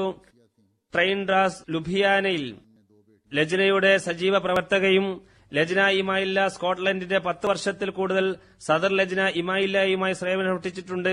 ലജ്നയുടെയും നസ്രാത്തിന്റെയും തർബിയത്ത് കാര്യത്തിൽ ശ്രദ്ധിച്ചിരുന്നു. മൂസിയെ ആയിരുന്നു. 2 പെൺകുട്ടികളും 3 ആൺകുട്ടികളുമാണുള്ളത്. 4 മക്കളെ ഞാൻ അറിയും. അവര് ജമാഅത്തി പ്രവർത്തനത്തിൽ വളരെ സജീവമാണ്. ജമാഅത്തി സേവനങ്ങൾ ചെയ്യുന്നവരാണ് എല്ലാവരും. ബഷീർ ഓർച്ചഡ് സാഹിബ് ഇന്ത്യയിൽ മിലിറ്ററി ഡ്യൂട്ടി ചെയ്യുമ്പോഴാണ് ഇസ്ലാം സ്വീകരിച്ചത്. 1945 ഖാദിയാനിൽ ഹസ്രത്ത് മുസ്ലിം റളിയല്ലാഹു തആല അൻഹുവിനെ കാണുകയും ജമാഅത്തിൽ ചേരുകയും ചെയ്തു. 1946 അദ്ദേഹം ജീവിതം വഖഫ് ചെയ്ത് ആദ്യ ഇംഗ്ലീഷ് മുബല്ലിഗായി തീരാനുള്ള സൗഭാഗ്യം ലഭിക്കുകയും ചെയ്തു. ഭാര്യയുടെ തിരഞ്ഞെടുപ്പ് നടത്തിയത് മുസ്ലിം റളിയല്ലാഹു തആല അൻഹു തന്നെയായിരുന്നു. സ്കോട്ട്ലൻഡ് മറ്റ് പല സ്ഥലങ്ങളിൽ മുബല്ലിഗായി സേവനമനുഷ്ഠിച്ചിട്ടുണ്ട്. അദ്ദേഹം അഹമ്മദിയായപ്പോൾ ഹദ്രത്ത് മുസ്ലിം മൗദ് റളിയല്ലാഹു തആല അൻഹു പറഞ്ഞിരുന്നു, ഇംഗ്ലീഷുകാർ ഇസ്ലാമിലേക്ക് ആകൃഷ്ടരാകും എന്നാണ് എനിക്ക് ആദ്യമേ തന്നെ ധാരണയുണ്ടായിരുന്നത്. ഇദ്ദേഹത്തെ കണ്ടുകൊണ്ട് ഇംഗ്ലീഷുകാർക്ക് ഇസ്ലാമിനോട് താൽപര്യമുണ്ടാകും എന്ന ശുഭപ്രതീക്ഷയിലാണ് ഞാൻ. അവർ ഇസ്ലാം സ്വീകരിക്കുന്നതാണ്. ചുരുക്കത്തിൽ ഭാര്യ തന്റെ ഭർത്താവിന്റെ കൂടെ കൂറ് പുലർത്തിക്കൊണ്ട് ജമാഅത്തി സേവനങ്ങൾ ചെയ്തുകൊണ്ടിരുന്നു. അള്ളാഹുവിനോട് മഗ്ഫിറത്ത് ചെയ്യുമാറാകട്ടെ. തന്റെ പ്രീത സ്വർഗത്തിൽ ഉന്നത സ്ഥാനം നൽകുമാറാകട്ടെ. ഇവരുടെ മക്കൾക്കെല്ലാം ക്ഷമ പ്രദാനം ചെയ്യുമാറാകട്ടെ.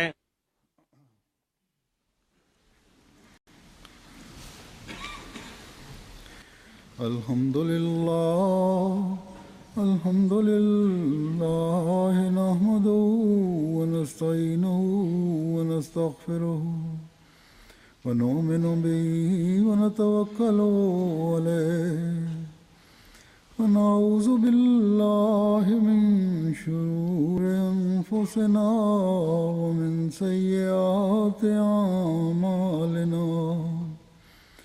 من يهده الله فلا مضل له ومن يضلله فلا هادي له ونشهد أن لا إله إلا الله ونشهد أن محمدا عبده ورسوله عباد الله رحمكم الله إن الله يأمر بالعدل والإحسان وإيتاء ذي القربى وينهى عن الفحشاء والمنكر والبغي يعظكم لعلكم تذكرون اذكروا الله